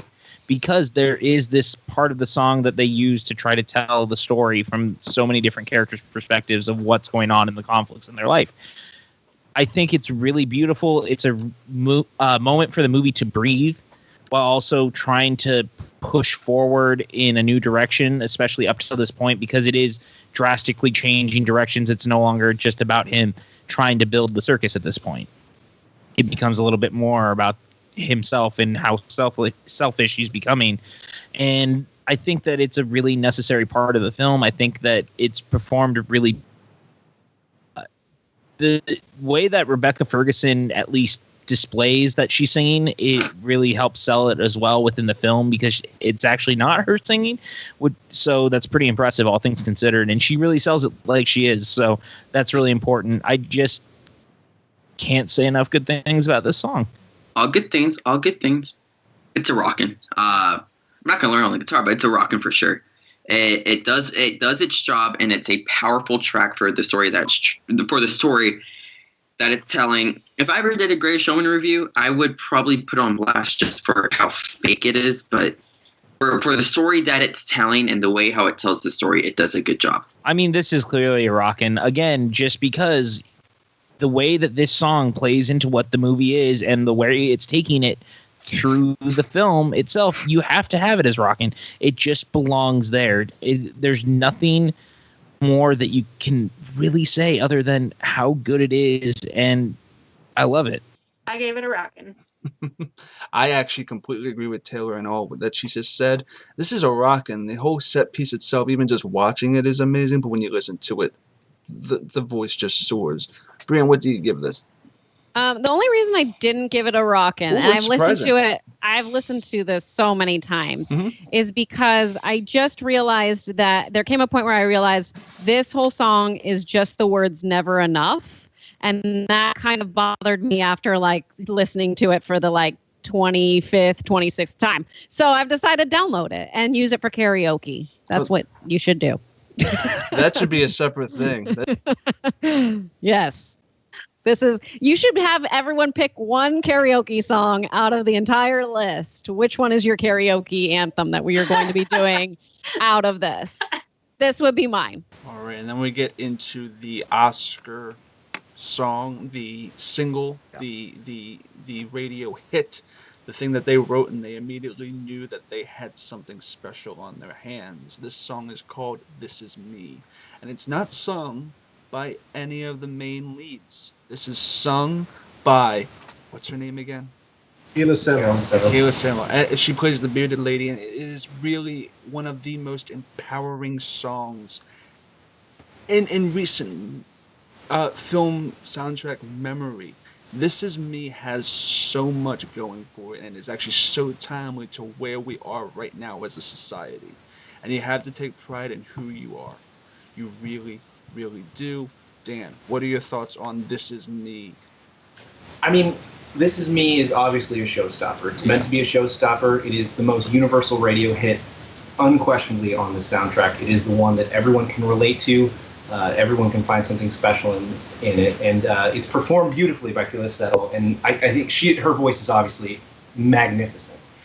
The asterisk I would put on this is that I personally am a larger fan of the version in the film, because I'm a big fan of the moment in particular where Sean Humphrey, who plays Tom Thumb, gets the moment where, another round of bullets hit my skin. And it makes the song bigger to me, because the voice there, it's not the biggest voice, but you get to see the other characters' viewpoints, and to me, it makes it resonate much more. The version that you have on the soundtrack is sung entirely by Kyala, and that is still beautiful. And I understand the perspective of doing that because it makes a much more universal radio song. But for me, that moment when the Tom Thumb character hits that is when it clicks the hardest for me, because it feels like it's meant to apply to everyone, and it feels big because it's all of their perspectives. It's all of our perspectives. It's meant to be something that we all can understand. We all have our own things that, define us differently than everyone else.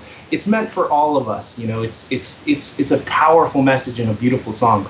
I just really like that moment in particular, and I just love the version of it in the film. That being said, any version of it is spectacular, but that would be my only slight knock on it, which, it's just my own personal viewpoint on that one. Yeah, actually, you bring up a great point, because look, John brought this up, when you're watching the rehearsal footage of some of these songs, This Is Me, his temp vocalist was singing with her in that rehearsal session, and it brought up the energy in the room, and it brought up the energy in the song. I don't know why they decided to, because I'm assuming the rehearsal recordings are what are on the soundtrack, because they just a note for people out there who make movies, they master the soundtrack before the film is done editing. So they might have reshot that scene with John Humphrey singing instead of having her sing the entire thing, and I think it works better for the film. But I feel like I wish they kept the temp vocalist from that recording session, because I don't know why they did that, because I think that just brings up the energy of the entire song. To just have somebody singing those few lines along with her just makes the song seem like it's more united. And again, this is where I feel like we need a special edition version of this soundtrack with some of the movie mixes, because it's so good. And this is an Oscar-nominated song. That verse by John Humphrey is Oscar-nominated, technically speaking. So we need a release of that we can actually easily play on iTunes without ripping the Blu-ray and getting that song by bootleg means. John, what are your thoughts on This Is Me and the differences that Dan actually was alluding to? Yeah, I don't think I have much more to add, because I think Dan is absolutely right. Like, I like the film version myself, and a little more than the soundtrack version. Nothing against Kayla, but I just like the idea of getting this little kind of just this little change of someone else singing their part of it. What is it? A million bullets tearing my skin, or rip. Yeah, another round of bullets hits my skin. Another round of bullets. Right. Another round of bullets. So you get that nice change, and it lets it all build, and then you see everyone else get involved and sing too. And when they walk out into those crowd of people, and you have a little bit of the terrible ADR work. Who are they? What are they doing? That kind of stuff. That kind of throws you off a little bit, which is unnecessary. But you have the moment that's there that works well, and the lyrics are incredibly powerful and very moving. And I wish it had won the Oscar. I'm upset it didn't win the Oscar. I really am, because of what it symbolizes, of what it's talking about. We'll forget the Coco song in like a year, but this song people will still be spinning to 10 years from now. It just got something to it that brings out this need to once again tear apart this idea of having to fit some kind of stereotype to be able to be liked or loved or successful or popular. It's about loving who you are inside. And that's what's so great about the song, and it needs to be celebrated with every award there is. It's really important. It's empowering, and I feel like Kayla's performance at the Oscars stole the show. It really, really did, and I feel like that was probably the biggest snub ever. Leah, what do you give this? I mean, what are your thoughts on This Is Me? So yeah, I love this song. This was another case of I am totally oblivious to what's going on in the world. I didn't realize this was the single. I didn't realize that this was like a huge radio hit or anything. I just knew that this song is amazing. And when we watched the Oscars that was sort of, I guess, when I realized that it was kind of a big deal. But yeah, it's insane that this did not win the Oscar. Like, insane. And no disrespect to any of the other songs, but this song is so far and above all the other songs that were nominated. And since I've listened to the soundtrack a lot more recently than it's been a little while since we went to see the movie. We just re-listened to the movie version with, him singing as well. And yeah, it just adds something. And this is already an amazing song, but it just adds a little bit of something extra. So I totally agree with you guys. It's a good track. Don't get me wrong. Oh no, you cannot say this is anything other than, okay, go for it. Just go for it. It's a pop track though, and it's written to be a pop track. It's very surface level. It's a chanting theme song. As Anthony Fantano would say, it's nothing but chanting a theme at you without actually going into greater detail. I think the singing performance is incredible. I think some of the instrumentals are awesome. I just think it's held back a lot by it trying to be the biggest pop song of the year, which clearly from a musical it's not gonna be. Tell the story that you want to tell, and that's why I got frustrated with this song. I think it's good. Don't get me wrong. I think it's good, but it didn't deserve to be nominated for an Oscar. The Other Side, The Greatest Show, Never Enough. There's a handful of songs I could name that were better than this song, and I get frustrated by people saying this is the greatest song on The Greatest Showman when it's clearly not. And I think it's a good track, but is not great because of the pop qualities that it holds, and it just holds it back very much. So. I don't get what you mean. I really don't, because this is kind of a song about inclusion, and it kind of encompasses the whole moral of the film. I'm confused by what you're saying. I really am. But even if you don't like it as a song, the moral is there objectively. Right, but it's chanting the moral without it, but rather than actually trying to dive deep into it. Can I interject? Because while I understand what you're saying, I'd argue maybe that's the point though, because outside of what we've already talked about, and again, I would argue that the fact that it's a pop song is a very big deal, because with everything else in this movie, they really tried to go for different versions of music throughout it. So you needed the big boisterous pop song. Most musicals have them now. So that being said, I also think that after coming off Come Alive, and after you have all, The Other Side, as we play into this, these characters have been abandoned by Barnum. And I think that having a chant song where they're basically saying, this is who we are and you need to accept us. And after he's turned his back on them and he's tried to shut them out, and with coming off Never Enough, this is the appropriate song to go with. This is the appropriate type of song to really push forward this idea that they are finally coming into their own and they need to accept who they are.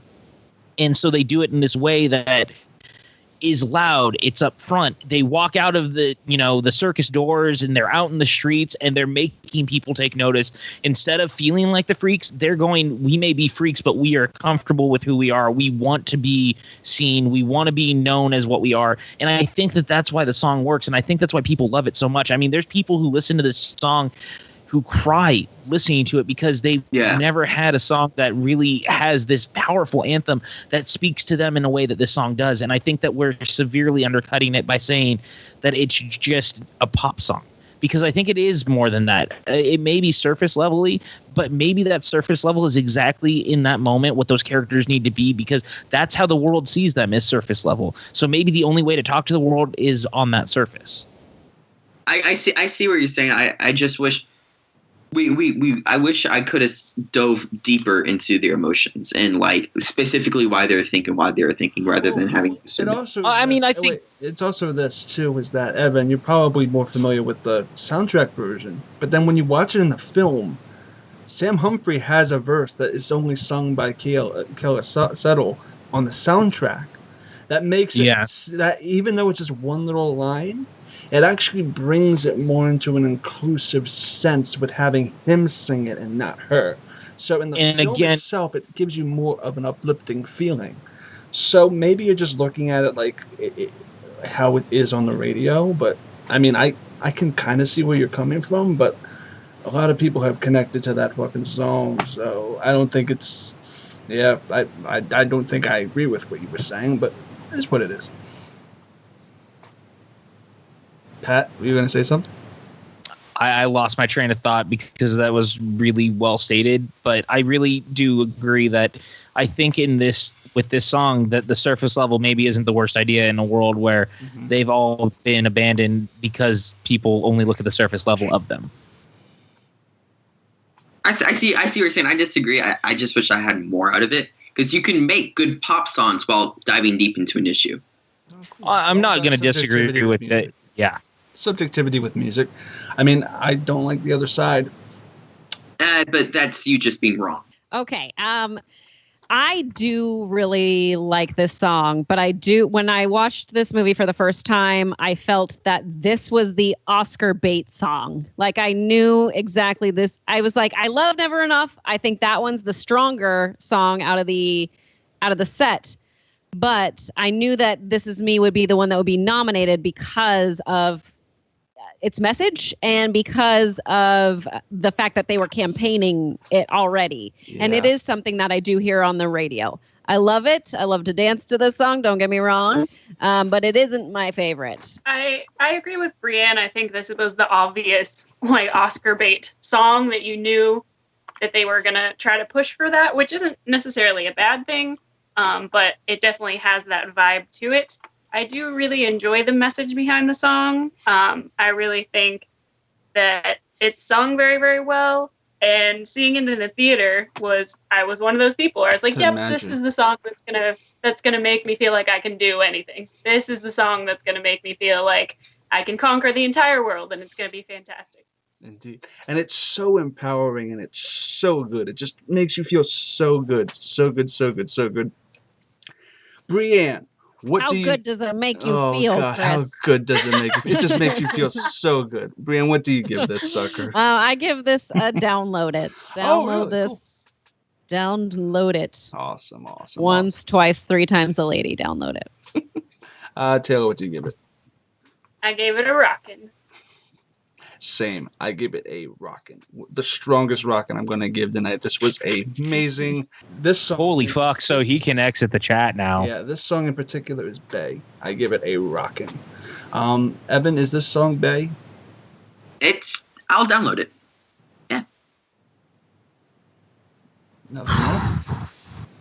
I'm downloading it. Okay, cool. That's going to be great to intercut. Pat, what do you give this? I mean, it's clearly a rockin' soundtrack. This song comes on, you're getting people excited. They're clapping, they're happy, they're sad. This song speaks to people on a level that maybe we don't always understand, and that's what makes it so special. Again, arguing the fact that between surface level or not, this song hits all the right notes within the movie at this moment in time. Every character kind of gets a moment to shine as these characters who have really been pushed to the side really come out on stage to really bask in the light and the glory of finally being seen for who they are. So for me, it's rocking. It just deserves and earns every moment of that. Then we get into Rewrite the Stars. Brianne, this is another Zac Efron song. What are your thoughts on this one and its context in the film? My thoughts on this one and its context in the film, first of all, I love Zendaya. After this movie, my love for Zendaya went from who's Zendaya to Zendaya needs to be in everything. Everything. I'm already rewriting Xanadu with her as the lead. So look for that. That's going to be coming out in 2022 is what I've decided. Anyways, I'm not really doing that, but someone should. I love them as a duo, and I really appreciated how they used the space for this. I thought was very impressive, and I love watching the bloopers that they have of them like hitting each other when they're like going back and then coming forward and just crashing, and there goes my hat. And I also want to know where that rope came from. There's a rope that just appears, and I'm like, where did it come from? I watched it over and over again, still don't know. So I'm hoping someone will let me know where it comes from. This number also has a part where it's really hard to explain to your children why they can't be together. And that's what I'm learning right now. And it's a great lesson on like civil rights and things like that and all that jazz. But it's hard to let them know like why they can't be together and why they can't go outside and why his parents don't like her and stuff like that. It's just, it's a conversation that I've been having with my 6-year-old, 7-year-old. I don't know how old my kids are anymore. Yeah, that whole sequence. That whole sequence on the staircase with his parents and him and her just running off. That was heartbreaking because that's a mindset of the time. That really is, because this is the 1800s, right? And it's just kind of, you have to explain that to like, this is how it was back then, and I feel like this song kind of encapsulates that. Taylor, what do you give this? I mean, what are your thoughts on this number right here?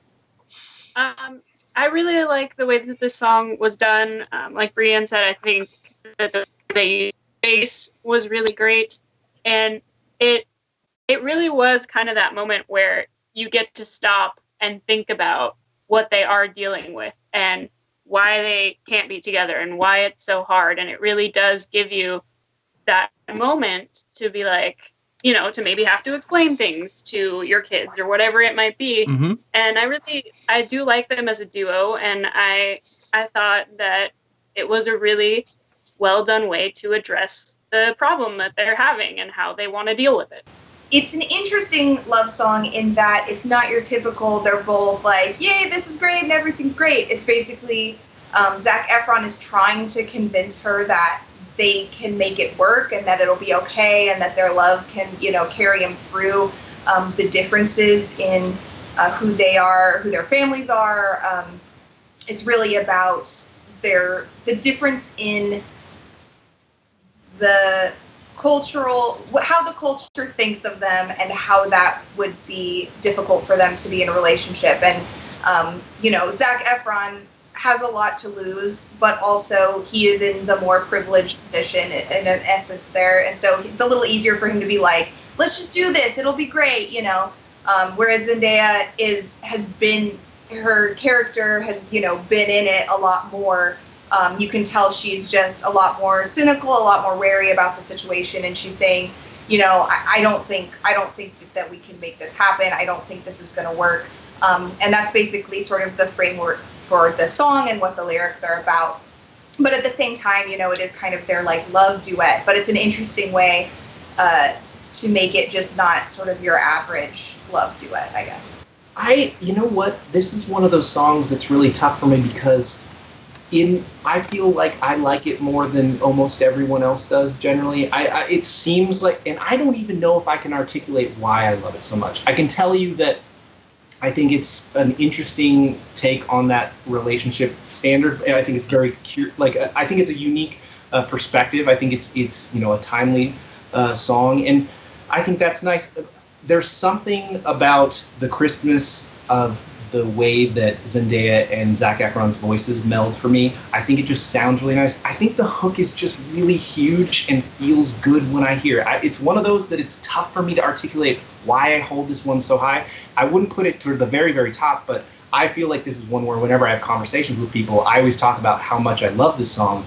And most people are like, yeah, it's fine, and that's okay. I mean, because I'm not sure if I can really tell you why I love it so much. All I can say is that every time I hear it, I can't, it's one of the songs I just look forward to hearing every trip around the soundtrack. I don't know what it is. It's just it's a special song to me. I really love it. There's a purity in the song about wanting to fight for something. And the one person who could help you fight with it is resisting you. And you're trying so hard to get that person to see that it's possible. Because you romantically think it's possible. But that other person is telling you, no, I've been there, I've seen it. You can say that because you're the white guy. For you, everything could happen. I'm the black person in this world who understands that it's not possible, the reality of this world. And maybe somewhere in the middle someday we'll be able to meet. But in this song, unfortunately, because it does end on a down. She does not go like, yes, you've convinced me, let's go do this. Currently, it's my favorite song on the soundtrack. Like, Never Enough is never beaten, but every week it's a different song that I'm obsessed with. And right now, Rewrite the Stars is the one for me. So it's a rock in it for me. This song is the very fucking reason their relationship works. If this song isn't there, the whole thing I think is dumb as well. But this one song and how they portray it and just hearing Zac Efron and Zendaya, I would argue probably the two most powerful voices in this goddamn musical and how they work. No, Kayla Settle. That's just me. Hey, that's just me. Okay. And how they work off and they bounce off together and their chemistry together and how they're able to ride these rhythms at the same time and how they're able to like take this slow song and make it so encapsulating. It's just mind-boggling, and how they do it is just fantastic. Your opinion is making my brain hurt. I know. Me suffer. Yeah, me too. I'm not letting you go first for another couple songs. Pat, what are your thoughts? It's funny because I was gonna really aim a little bit more on your end in a bit, just because the thing that I really do like this song. I think it's a really great character building song. The problem for me is that within the film, we never build to this song. And this is maybe my biggest problem with the movie is the relationship between Zendaya and Zac Efron, because it keeps trying to be pushed without ever trying to feel like it's earned. And I get really irritated with that it's always just like these little one-off remarks or interactions. We never really get to see them. And it really needed another scene or two of just them together to get to this moment. And that's why I get so irritated. I really like this song, but it never feels earned. So the song itself, I really enjoy, but from the character standpoint, for me, it never feels like it's a fully earned song as much as I enjoy listening to it. I love having it on. I love listening to it, but in the movie itself, I just wish that it felt like these characters had gotten to this moment more organically. And especially when you consider they try to push the race issue within it, which at that time would be a great angle for their relationship that is never explored, especially in this idea so much that people that because I do wish this movie was a lot darker. If this movie was much darker, I think this movie could be a much better film. Sorry. No, and I know, and that's what I'm saying. That's where I agree with you, because I think that my biggest problem in this moment in the film, this is where it should have been explored for more than just that. I mean, we should have had more. There should have been a conversation leading into this about where he's dealing with the fact that his parents are racist and they see her as the help, and he never confronts that. And it makes me really angry, because there's so much that you can mine with these characters that is done within this song that just never feels fully earned as good as the song is. And that for me kind of breaks my heart. It's definitely a rockin' for me. I really love this song. I think it's an amazing song. And I'll defend it to the death. I'll do my best. I love it. So I'm actually one of the people that disagrees with Dan a little bit on this. I do think this is a good song. I mean, like, all the songs on the soundtrack are great. And listen,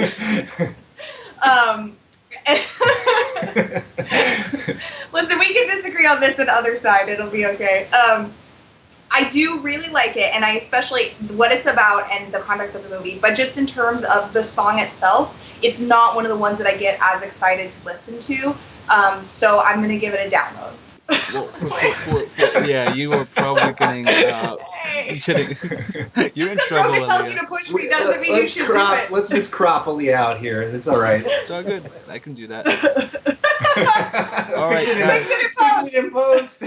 But I just wonder if the world is split into two people. There are people who love the other side. There are people who love Rewrite the Stars. I wonder if the world is split into those. Yeah. So if we're just talking about the song itself, I'm definitely going to go with Download. I really do like listening to the song. I really enjoy it. But again, my problem is I have a hard time separating the song from the film itself.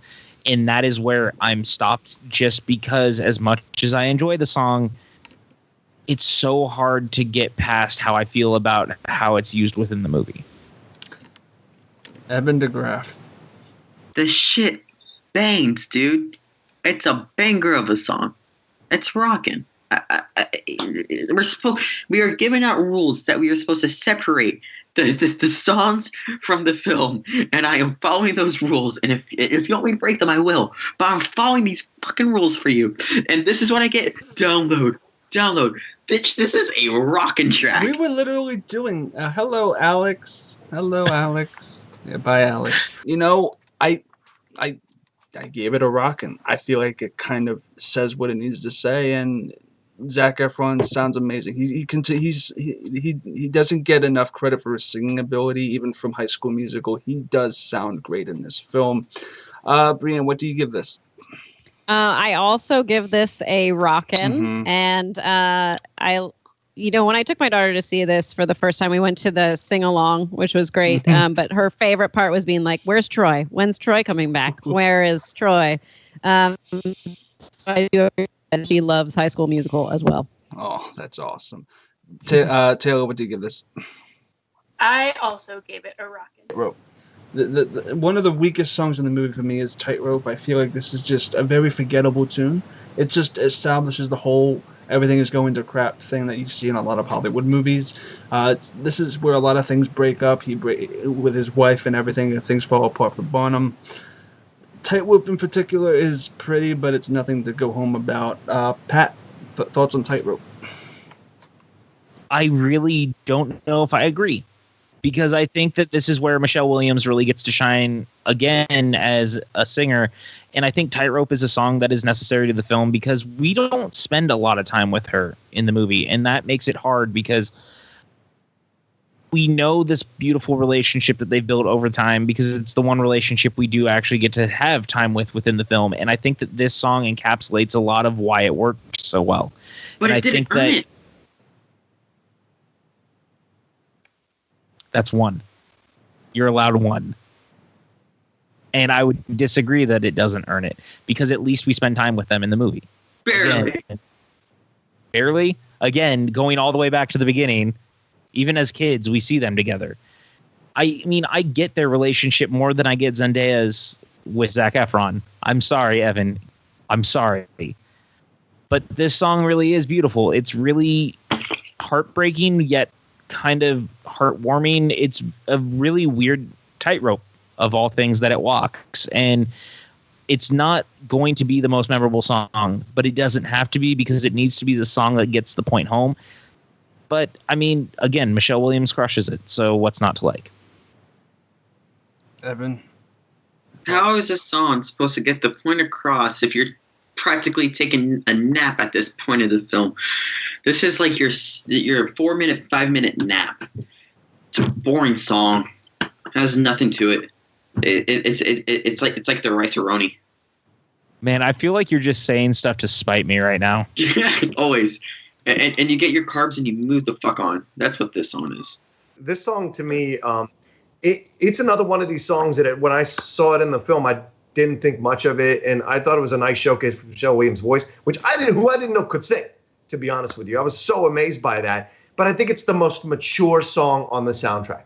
It's the most mature song in this whole film of like fantastical ideas, romanticism, and all that jazz. And Rewrite the Stars comes real close of Zendaya's part in it.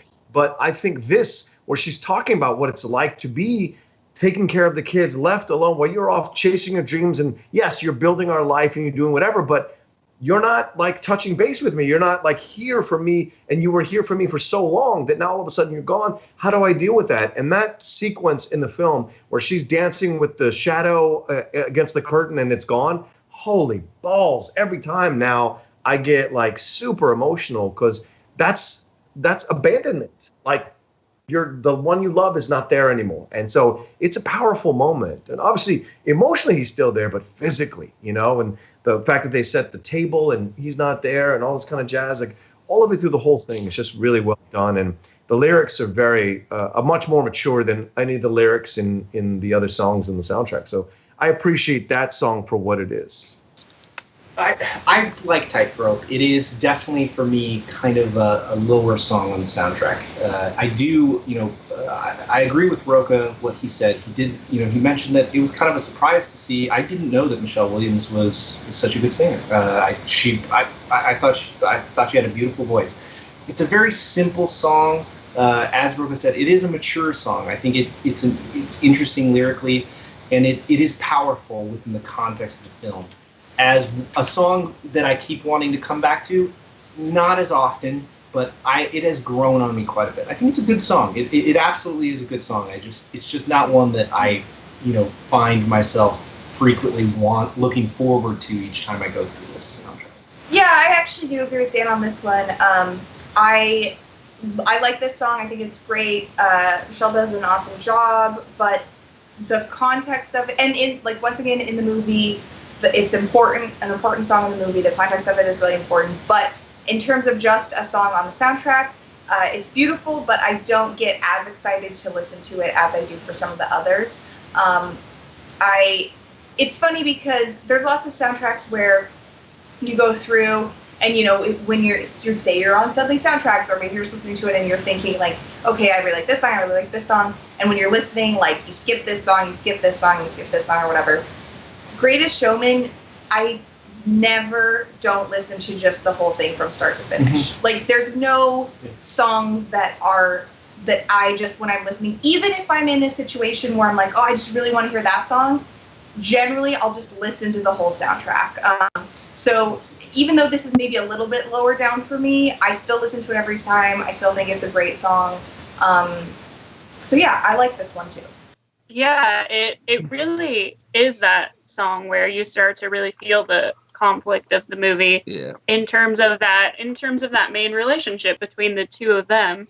And it's kind of, it's really heartbreaking because you see, everything that she has sacrificed for the relationship and what she is dealing with. And then you get to this point where she just feels like she doesn't really know what to do. And she feels like she's losing him and is at this point where she has to make a decision and figure out how she's going to deal with it. And I really thought it was really well done as a song. I really connected with this one a lot. Yeah, this one is an emotional one. Brianne, what do you think of this basically breakup song? She's not dealing with this. You know what's funny? You guys say it's a breakup song, and I say it's a relationship song. And how relationships just ebb and flow, especially marriages.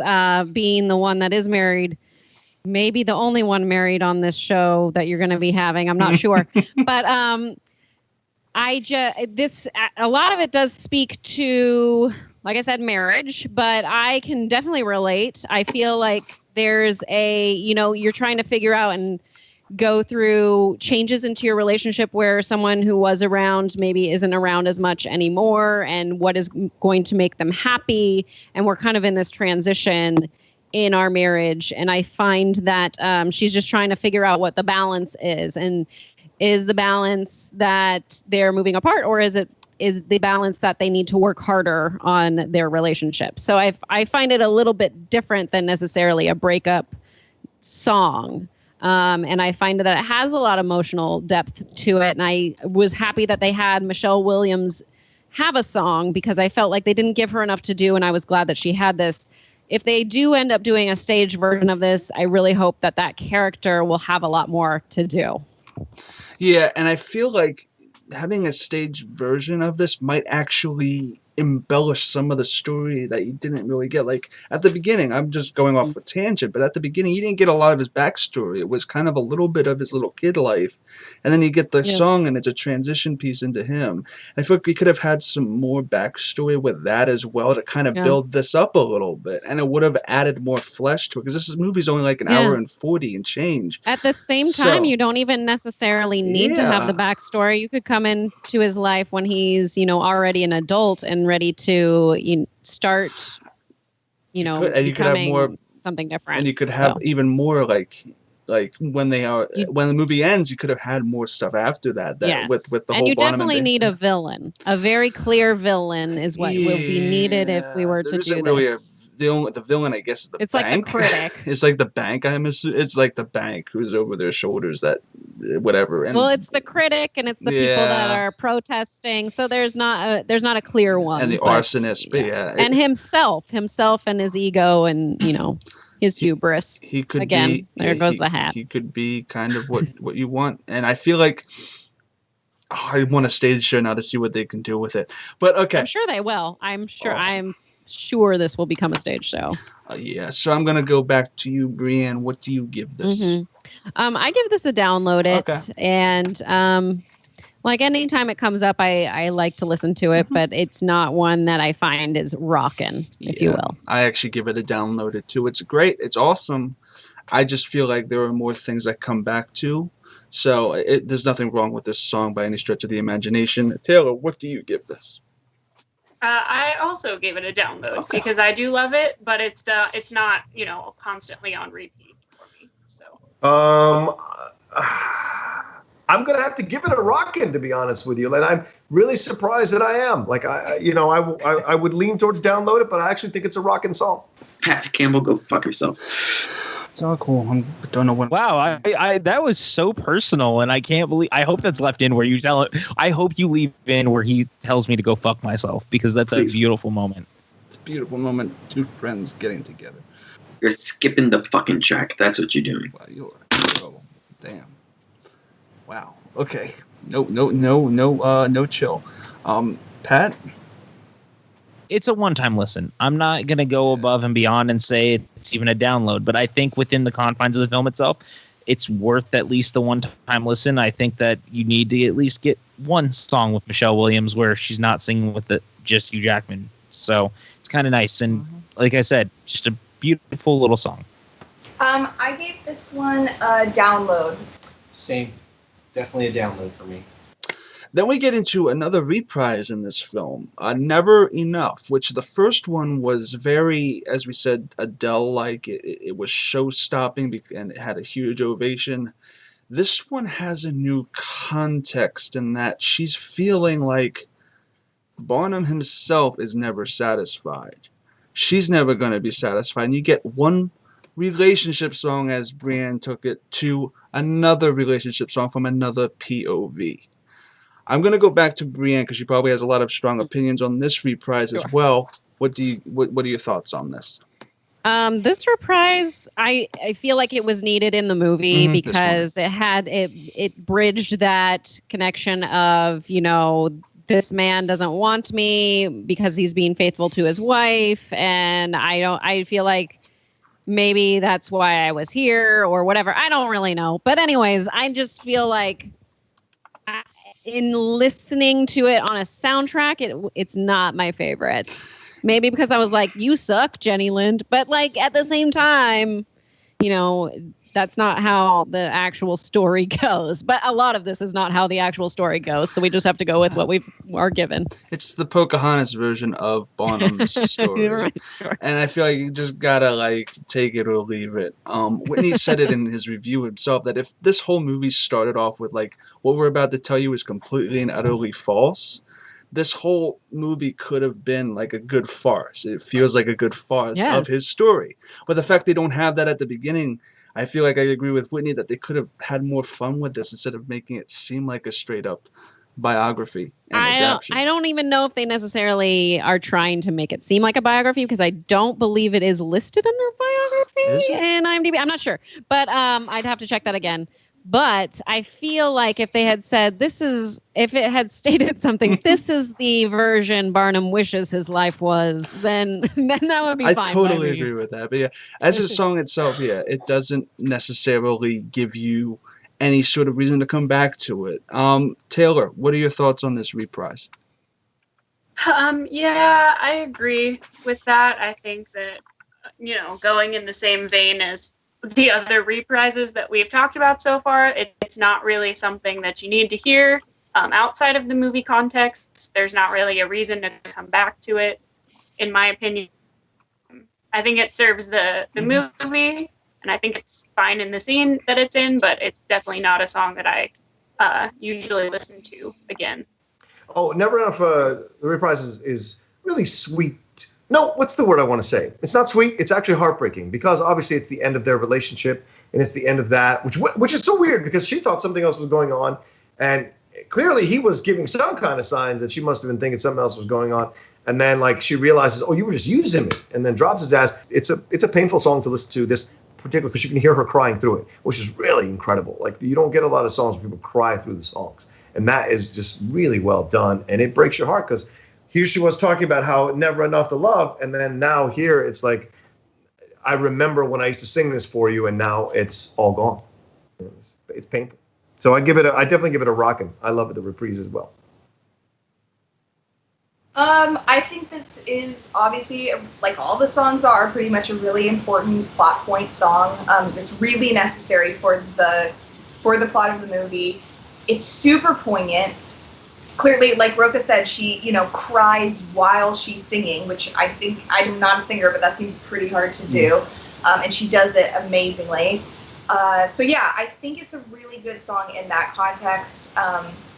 But once again, it's just reprise, so you just get like this little piece of it, which often, especially when you're comparing it to, the main one, sometimes it's just a little lower down by default because it's shorter. It's just a quick hit of that, which is really important to the movie. But as a song itself, it's still great. They're all great. What am I even doing here?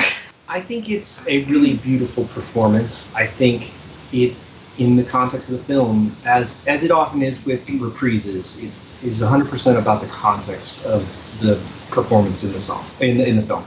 And I think this is a very fascinating moment because it's such a stark contrast with the first time that we saw Never Enough get performed. We see her breaking, and it is the way it's reflected with even like the way, you get this raucous, powerful applause at the end of the first Never Enough. And then in this one, it's people are still impressed and they applaud, but they're like, this is more, awkward. Yeah, it's more timid, it's restrained. It feels heartbreaking, and it's done exceptionally well what it is. And I think it's a perfect moment in the film. It is not as perfect in the context of the soundtrack because you have already gotten everything you need from that first performance of Never Enough. You don't need this when you're listening through the soundtrack. That being said, it's a very fascinating moment in the film. So that's one of these tough ones to evaluate because it also is a incredible acting performance, especially from the standpoint of knowing this is lip sync. I mean, it's even more difficult that it's dubbed and that you have to perform breaking on top of the fact it's an amazing performance from both parties involved. Nah. Yeah. Nah. Nah. Yeah. Yeah. All right. Pat? It certainly exists.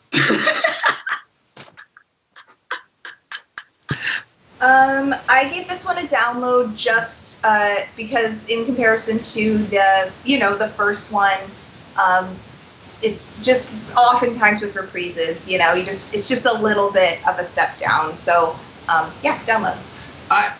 This one, I was kind of wavering between a one-track listen and a download, but I think the performance is so impressive to me that I want to give it a download.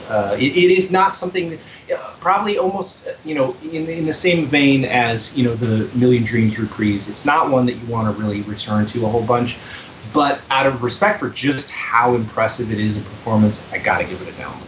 It works for the edit and it works for the rhythm of the actual story they're trying to say, but the fact of the matter is, you can't really give it anything but a one-time listen from me. Even though I do enjoy the first one, the second go-around, even though it works in the film, there's nothing of substance here for me to go back to and listen to on a iPod shuffle, so to speak, basis. Taylor, I'm going to go back to you. What do you give it? Yeah, I gave it a one-time listen. Yeah, I think we're on the same page with that. But Brianne, what do you give it? I gave it a skip it. Okay, cool, yeah. Yeah. I feel like, I almost went that way as well, but I mean, I like the first part too much to really give it that, and it didn't really make sense. Yeah. So, we are going to go to, and then we get into the huge closer from now on, which is a great build-up to one of the best finales ever. Build up to a good finale. If you're listening to it on the soundtrack, it's the last song, but in the film itself, it's the second to last song. It's the penultimate song. And Barnum is realizing his mistakes, but he's moving forward, and it's a song about perseverance. and the love of doing what you're doing, even if failure smacks you straight in the face. Pat, thoughts on From Now On? I mean, I think that you really covered it really well. This is so important because it is the penultimate song of the film, but not just that. I mean, it's the character learning moment for the Barnum that we saw at the beginning of the movie, the one that we see in that opening number. This is where it all comes around. He's screwed up. He's turned his back on his family. He turned his back on really his friends, these people that he put into this situation to begin with, these people that trusted him and loved him that he really hurt. And this song really makes it feel like he's learned those lessons of what it means to be selfless over selfish. And I really love the way that it just kind of closes out the movie itself in this character's journey, because once we get to the next song, he's moved on from this. So this is the moment that we see him finally learning from all his mistakes, that the thing that he needs now more than anything is his dreams, to follow his family, to follow these people that he's put his trust in for so long that he turned his back on wrongly because of beauty and because of a woman. And that really makes this song really wonderful. It's infinitely listenable. I really love it. It's very catchy. So good. Talk about fucking momentum. That's what this song has. The way how it builds up, very low standard. And I think this is the song where Hugh Jackman's voice best shines. The range that he hits from low notes to his high scale. And I like the fact that this song is acoustic based. It sounds amazing on the guitars. And it's, you could argue it's one of the best story told songs there too. And the way how it kind of completes the arc of P.T. Barnum. It's a great song. I wish I could say more, but Pat kind of wrapped it up for me. It's one of my favorites, actually. I think you could argue one of the most complex tracks that they have on the soundtrack, and I really appreciate that. Well, just overall, it's a really great song. I don't have much more to say about it than that because Pat covered it. Damn you, Pat. Sorry. This is probably my second favorite song on the soundtrack. Honestly, man, you realize that you can possibly make changes, and maybe you haven't lost the people you love, or you found the way to get them back or whatever. And I don't mean relationship wise. I mean anything, friendships, anything, family. And he talks. He talks about how I was this, and I thought, being in front of kings and queens and doing all these things, I thought that was important. I thought stature and money and fame, I thought that was the most important thing. But no, at the end of the day, the most important thing was my family, my love, the small things, the things that are really there for me when I come home. Because no matter what I make out in the world, when I come back home, if I don't have love, what the hell have I done? And so that's the thing that I really love about that song. And the way it progresses and the way it starts off, and even in the movie when they all start off because they have every right to reject this dumbass, but they still come into that bar ready to forgive him and talk to him because they know that they've been hurt by other people who are way worse than him. And he gave them an opportunity to feel good about themselves. So yes, he made a mistake, but he can also be forgiven because of all the good things he did to put them in a position to be successful or famous. And so, yes, he messed up in the end, but he can be forgiven. The balance is there. And I love that because that's what happens sometimes in life is you forgive people because you look at the whole picture, not just this one sliver of time. And so then when he gets into it and then we're singing it all and everybody dancing, and I would push back a little bit on Brianne with this. I think this is my favorite choreographed piece in the whole film. Just the way they're dancing around the bar, moving around, and the albino girl doing all the stuff that she's doing, and the big dude just banging on the top of the roof of the bar. Everything about it is just incredible. And then we see him running, which is so awesome. Just going afterward. It's so just romantic in the way that he's running, jumps on the train, goes in there, and then finds her, confronts the dad, goes out onto the beach, and has that moment where he asks for forgiveness, which is really great. So this song is just everything to me. Just this short of Never Enough, and I give it a rockin' absolutely. From Now On is 100% my favorite song on this album. It's one I've wrestled with initially, but something happened to me when I left. So literally 5 minutes ago. No, it wasn't 5 minutes ago. Before we started recording. So basically, when I left the film the first time, I really enjoyed From Now On. I thought it was great. I really liked it, but it wasn't, Million Dreams, as I said before, was the one I was humming to myself. This Is Me is the one that I was like, wow, that one's the one that's going to be, when we walked out, that was the one I thought was, the best song probably. And then shortly after that, I watched a YouTube video, which you've probably seen, Chris, but there's a video that's a little bit of behind the scenes, and it's the rehearsal of this song. And if you don't know already, Hugh Jackman had a cancerous growth in his nose that had to be removed during the rehearsals, and he could not sing. So he wasn't supposed to. He was not supposed to sing. So he had it removed. He had a bunch of stitches in his nose, but he still had this really important rehearsal that they had to do in front of a bunch of people, and it was critical because there was a lot of people from Fox there and stuff like that. So he went, and he was essentially supposed to stand there and kind of be like, getting everyone motivated and just kind of standing by, and he did it for the whole and like soundtrack. sort of acting how he would like act if he was went through every song. They did the whole thing, and then he got to From Now On. And you watch this video, and it is one of the most magical videos I've ever watched, and you can see he can't do it anymore. He can't stand there, and this song is the one where he was like, no, I can't sit here and not sing because I need to sing the song. And he starts, it starts off with his standby vocalist is performing it for him, and he starts it, and then it starts going into him, and he's like, you know what, I'm going to start singing with him, and then he just takes over. And he gives one of the most magnificently earnest, sincere performances I've ever seen, and he just cares so much. This is a guy who wanted to make this movie for so long, and he cannot stand by while this song is performed without him. He has to do it. And then everyone's joining in. They're all singing Kyala Satel. Like, everyone's up there. They're standing on tables. Everyone loves performing this so much. And Hugh lending his vocals to it, when he had to stand by. And he doesn't care that his stitches are probably going to get busted up and he's going to have to go back to the hospital because he cares that much. And that's the thing that I love about this movie. That's the thing I love about the soundtrack. It is made by people who care so much.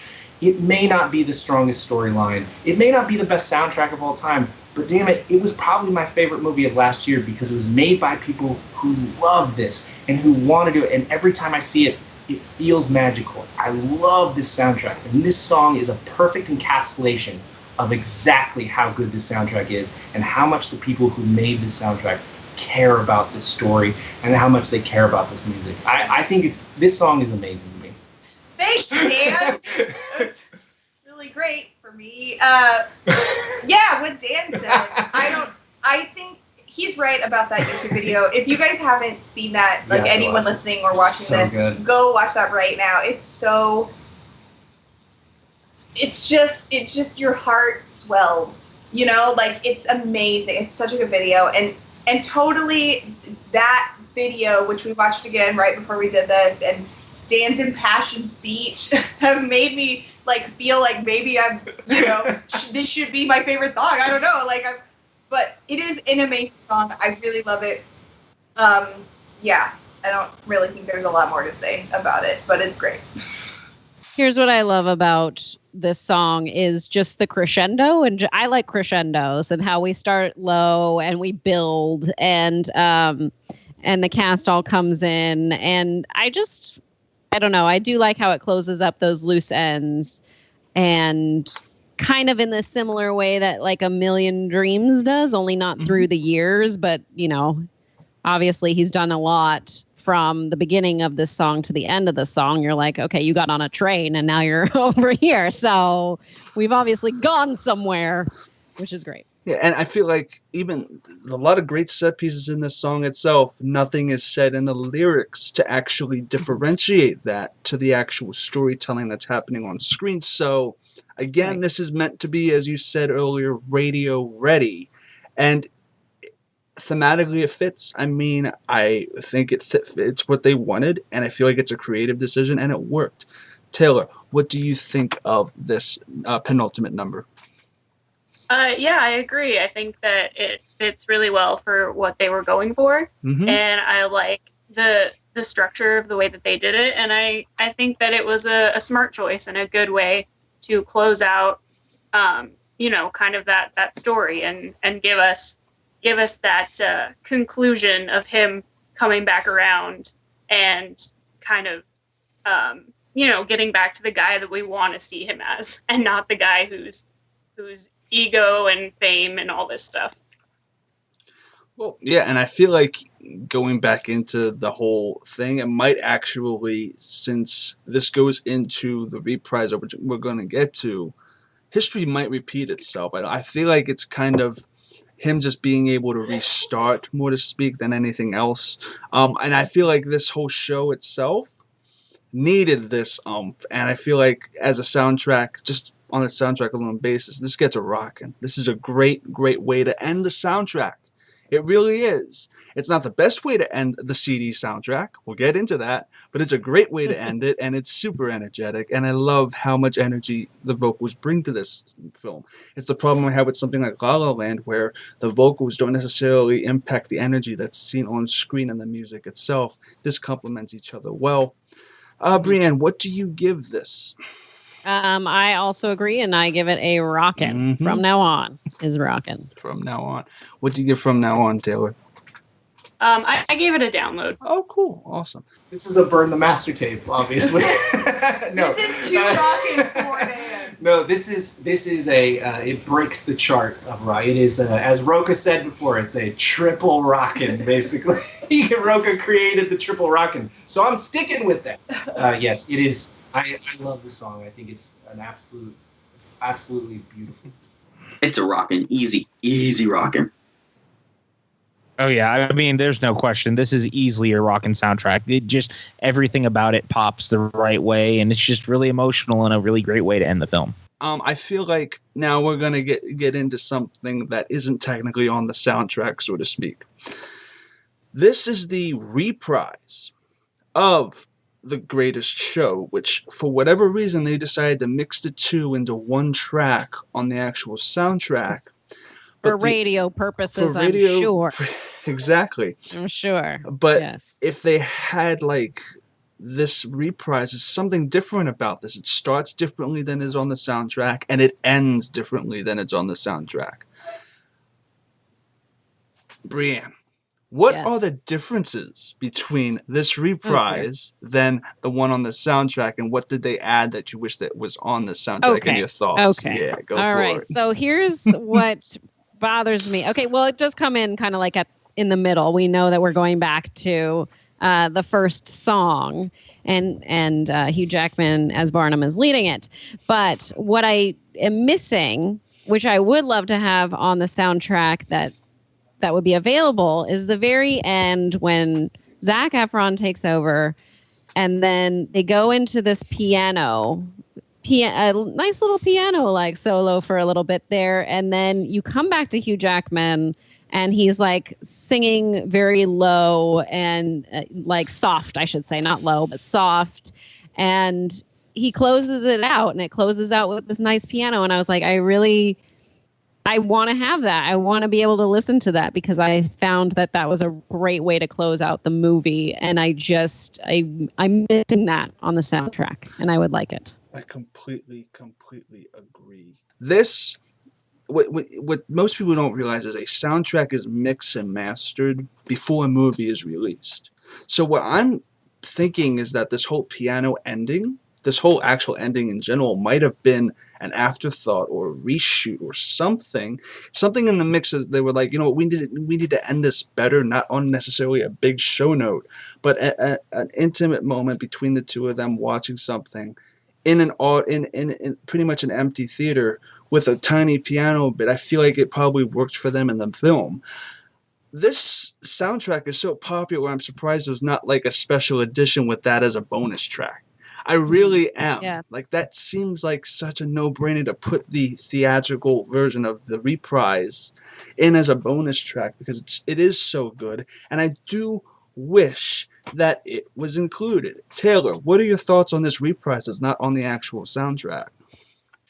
No, I agree with you. I don't really understand with, given how popular it is, that there isn't like a bonus cut of a song that they would put on there, because it is missing, us getting to have that. And I don't know. It is a little weird to me that's not something that we have access to as a part of the soundtrack. But it does bother me a little bit that's not something that's on there. And it makes it a little bit difficult for me, like we said, to split them up because I, sort of have been thinking about it just as the one song more than, because I've listened to the soundtrack more times than I've seen the actual movie. But even if you're splitting it up, I think this reprise is one of the strongest reprises in a musical in a long time. Generally, my feeling about reprises is that, it's good because it's usually basically the same as whatever song it's reprising, but it's shorter, it's maybe a little bit different musically speaking, but for the most part, I almost never like reprises as much as the original song. However, in this case, if these are being split up into two songs and not the combined one that's on the soundtrack, I love this reprise. I like it more than the first song, the opening number for this movie. I think it really, really bookends it well. Like I mentioned earlier, they do that a lot with musicals where they'll do a reprise of the first song at the end, which is fine. But in this case, it works really well because this is such a strong version of the first song. It's like almost more of a song in and of itself than the first song is. If there was such a thing as a pre-freeze, is that okay, I just made that up. But like if that was a thing. Pre-freeze. Yeah. It's a surprise. Surprise is what this is.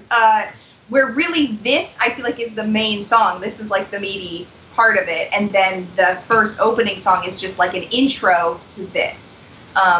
And it really just wraps up the movie so well. It's such a big, like, spectacle of a number. You get, like Rocha said, you get Hugh Jackman passing the torch on to Zac Efron's character to be the ringleader of this crazy show. And I love this song. It should have been incorporated because this is the one reprise that they don't do as a reprise on the soundtrack, which is weird because it's the one that's actually really good and really kind of pushes the movie out on this really great big bang of an ending. Because really, after everything you've seen, Barnum finally built this circus. He finally gets his own house in order, and he realizes that after everything, the thing that's most important to him is not just being the greatest showman, it's his family. And that makes this moment so sweet when he turns and he gives the hat to Zac Efron, and he's like, it's your show now. This is for you. And he goes out there, and it's so important because that character goes through so much too.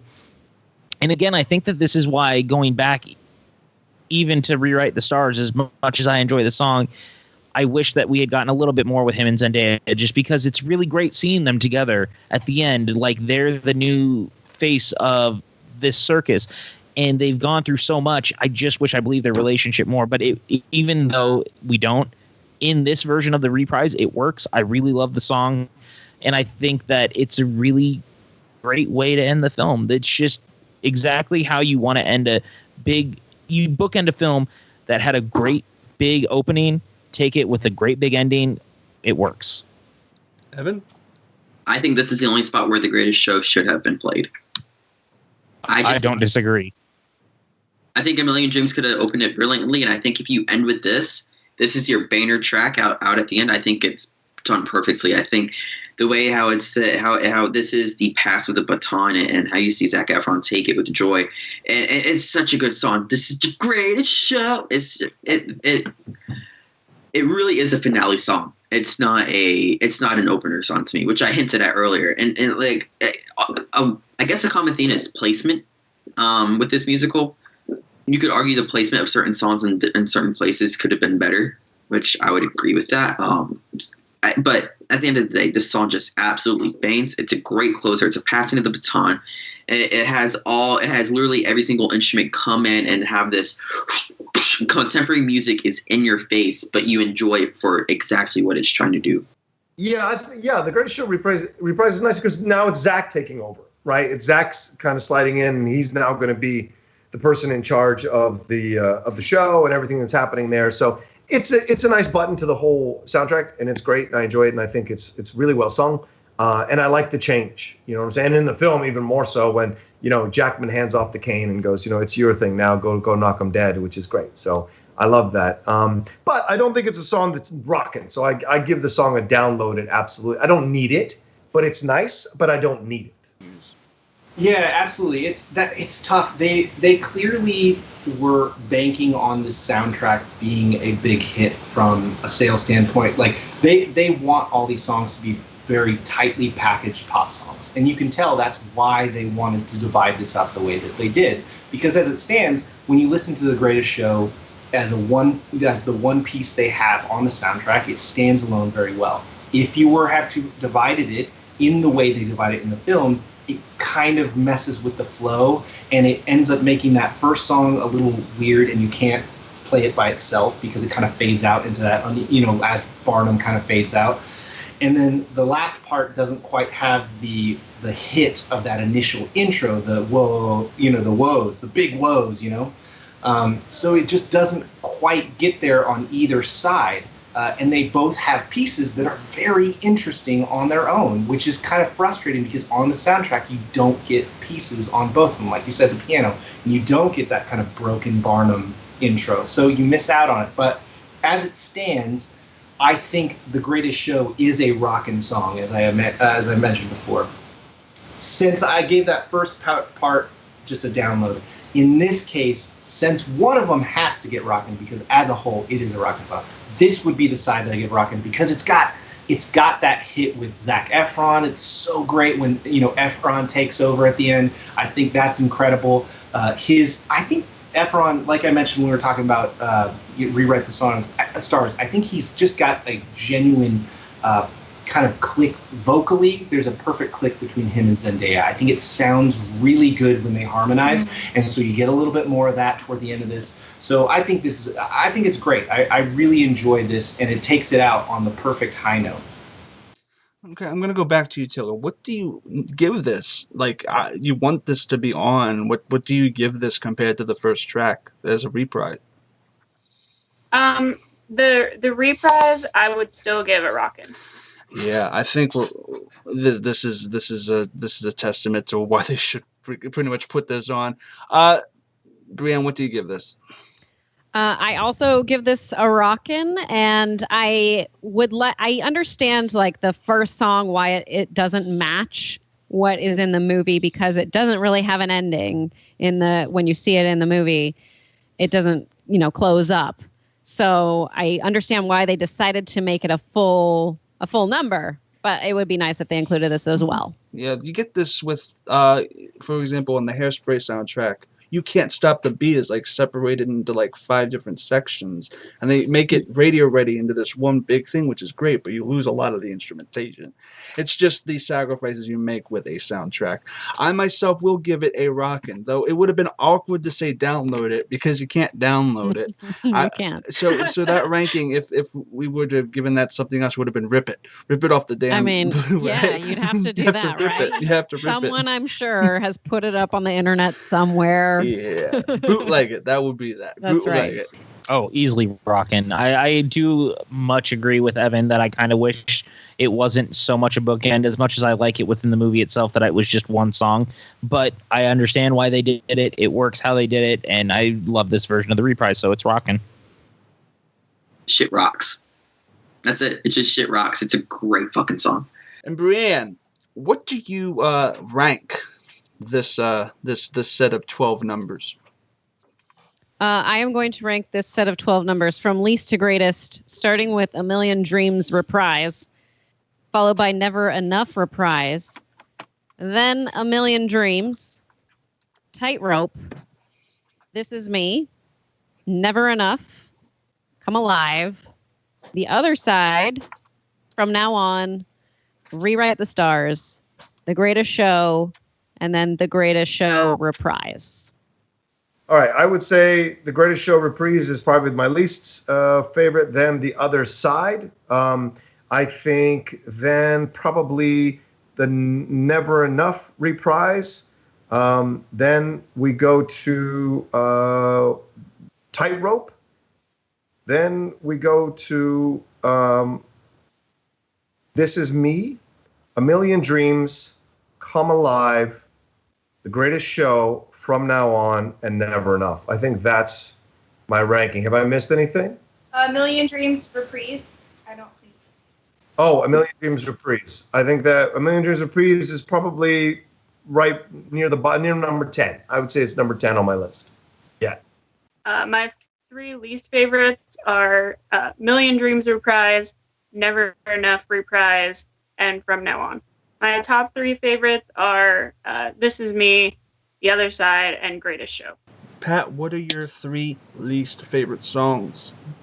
Well, I think Evan might be surprised about this just because he was giving me such a hard time about how I felt about Tightrope. But Tightrope is my number 3, followed by Never Enough, the reprise, followed by A Million Ways, the reprise. Give me a second. I didn't list these. I was a fucking idiot. We're going to go with Tightrope at 3. Wait, no. Tightrope at 1 for the most boring song. Never Enough reprise 2, and fucking Million Dreams 3. God damn it. I mean, this was where it became a little hard. You're picking like favorite children, which you should never have to do. But Chris, you put me in this place, so here I am. Number 1 for me is Come Alive. I love this song. I love what it does. My number 2 is The Other Side. I know, Chris, you're probably jumping out of your skin right now, but The Other Side is just fantastic. And I'm going to round it up with The Greatest Show. But as we're talking about the soundtrack, I'm going to just include that with the reprise. The Greatest Show just is a great way to open and close the movie. I love it a lot. So that's where it is. Number 3, The Greatest Show reprise. Not that opening shit, the reprise. Where its place is important to me. Fuck all of you. Number 2, we have From Now On. The acoustic jam on that song is just so, it makes me tingle inside. Hugh Jackman is arguably Hugh Jackman's best performance on the whole soundtrack. Number 1 is the absolute banger called The Other Side. It does everything that a musical song should do. Chris Clark, your opinion on that song as well as John Rocha's is invalid. That song is absolutely amazing. Now, yes, I'm calling you out, John Rocha. I love you to pieces, but dude, the song is killer, and I think you know it, and I just think you want to have that opinion to have it. Okay, so my bottom 3 songs are Million Dreams Reprise is my least favorite. Then Never Enough Reprise. You can see there's a pattern here. And then, let's see.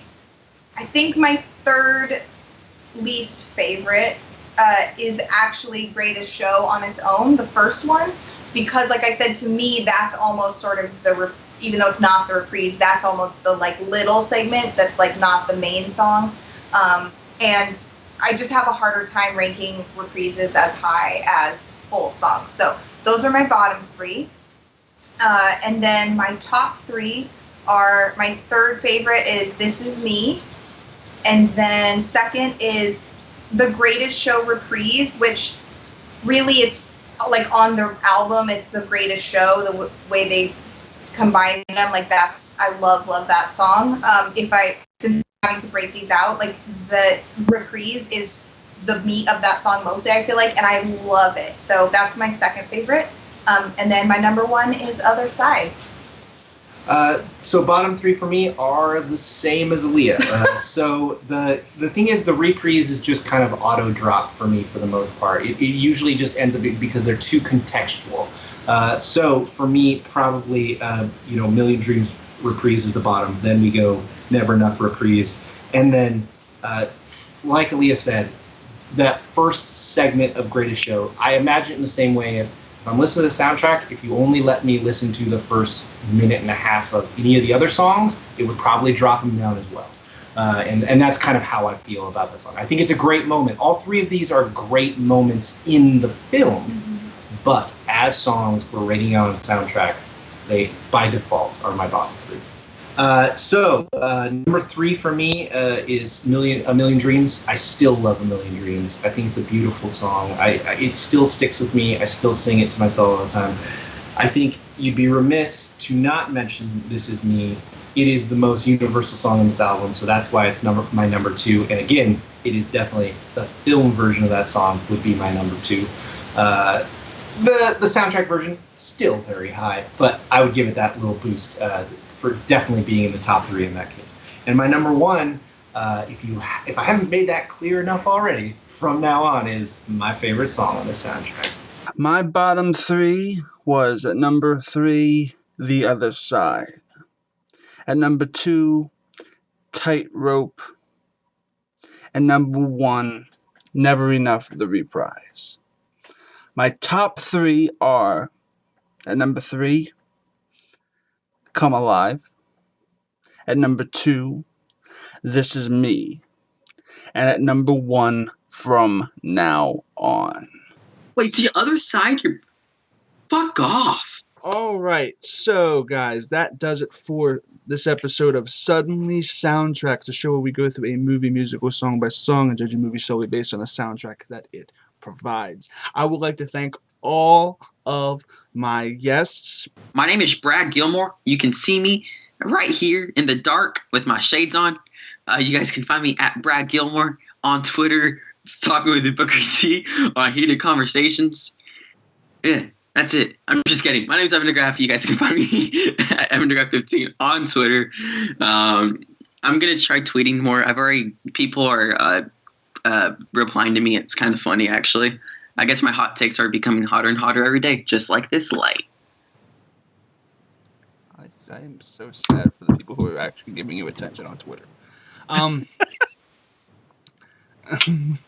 I can't wait to tell Brad that I honestly think that you are a mini Brad. You kind of you seem like a mini Brad. Don't say that. It's going to go to his head. Don't say that. That means Pat knows it's true. Yeah. So, Pat, where can the good people find you online? If you have not already, you can find me on Twitter at PJ_Campbell or Facebook at Patrick Campbell _CJ. You can find my writing at SoCalThrills.com. You can actually find me relatively frequently here at Take 3, and keep an eye out for all the new things that I have coming up soon, because there's some fun stuff, and Chris and Frank will have all sorts of fun things to announce later. Hey, this has been a pleasure. Thank you, Chris, for having me on. Always fun to do stuff with everyone. And then, of course, with Dan and Alia. It's just been a blast to be on this, and with Brianne and everyone who's been on. And even that little guy, Evan. My God, I don't know how you got him out of high school. I don't know how you got him out of high school to be in this, but apparently. Thanks so much. And you guys can find me at The Rocha Says on Twitter and Instagram. Podcasts, the Outlaw Nation and the Top 10 are both on the Schmoes Know Plus podcast channel. And the Cine-Files is on iTunes. We break down one classic movie every week. So please give a lot of love to those if you can, and download them and give us a shot to impress you with our movie knowledge. And with Outlaw Nation, stuff that I talk about, social issues, entertainment issues, what have you. You can find us at All the Belts Pod on Twitter. All the Belts Pod. No, just kidding. Nerd Build Pod on Instagram. Do we have anything else? Oh, we have a podcast. I'm so bad at this every time. All the Belts podcast, which Rocha does a lovely intro for. If you haven't listened to that, you can check it out if you like the Schmodown. You can find that on iTunes and on YouTube if you want to watch us while we talk. Yeah, that's our stuff. Ms. Brianne Chandler, where can the good people find you online? Online, you can find me on Twitter at Miss Movies, Instagram Miss_Movies. Couldn't, get it across all social medias, unfortunately, and on YouTube at youtube.com/Miss Movies. Awesome. Taylor Robinson, where can the good people find you online? The good people can find me on Twitter at Finally Tailored. And like Brianne, I had to put an underscore in my Instagram, so it's _Finally Tailored because I couldn't get that to work. And then YouTube is youtube.com/Finally Tailored. Awesome. Guys, you can find me on Twitter and Instagram at ChrisClark8788. Those numbers mean nothing. You can also find me every Wednesday hosting this week's show, Suddenly Soundtracks, where we go through a movie musical song by song and judge a movie solely based on the soundtrack that it provides. We say to you, take care and keep rocking.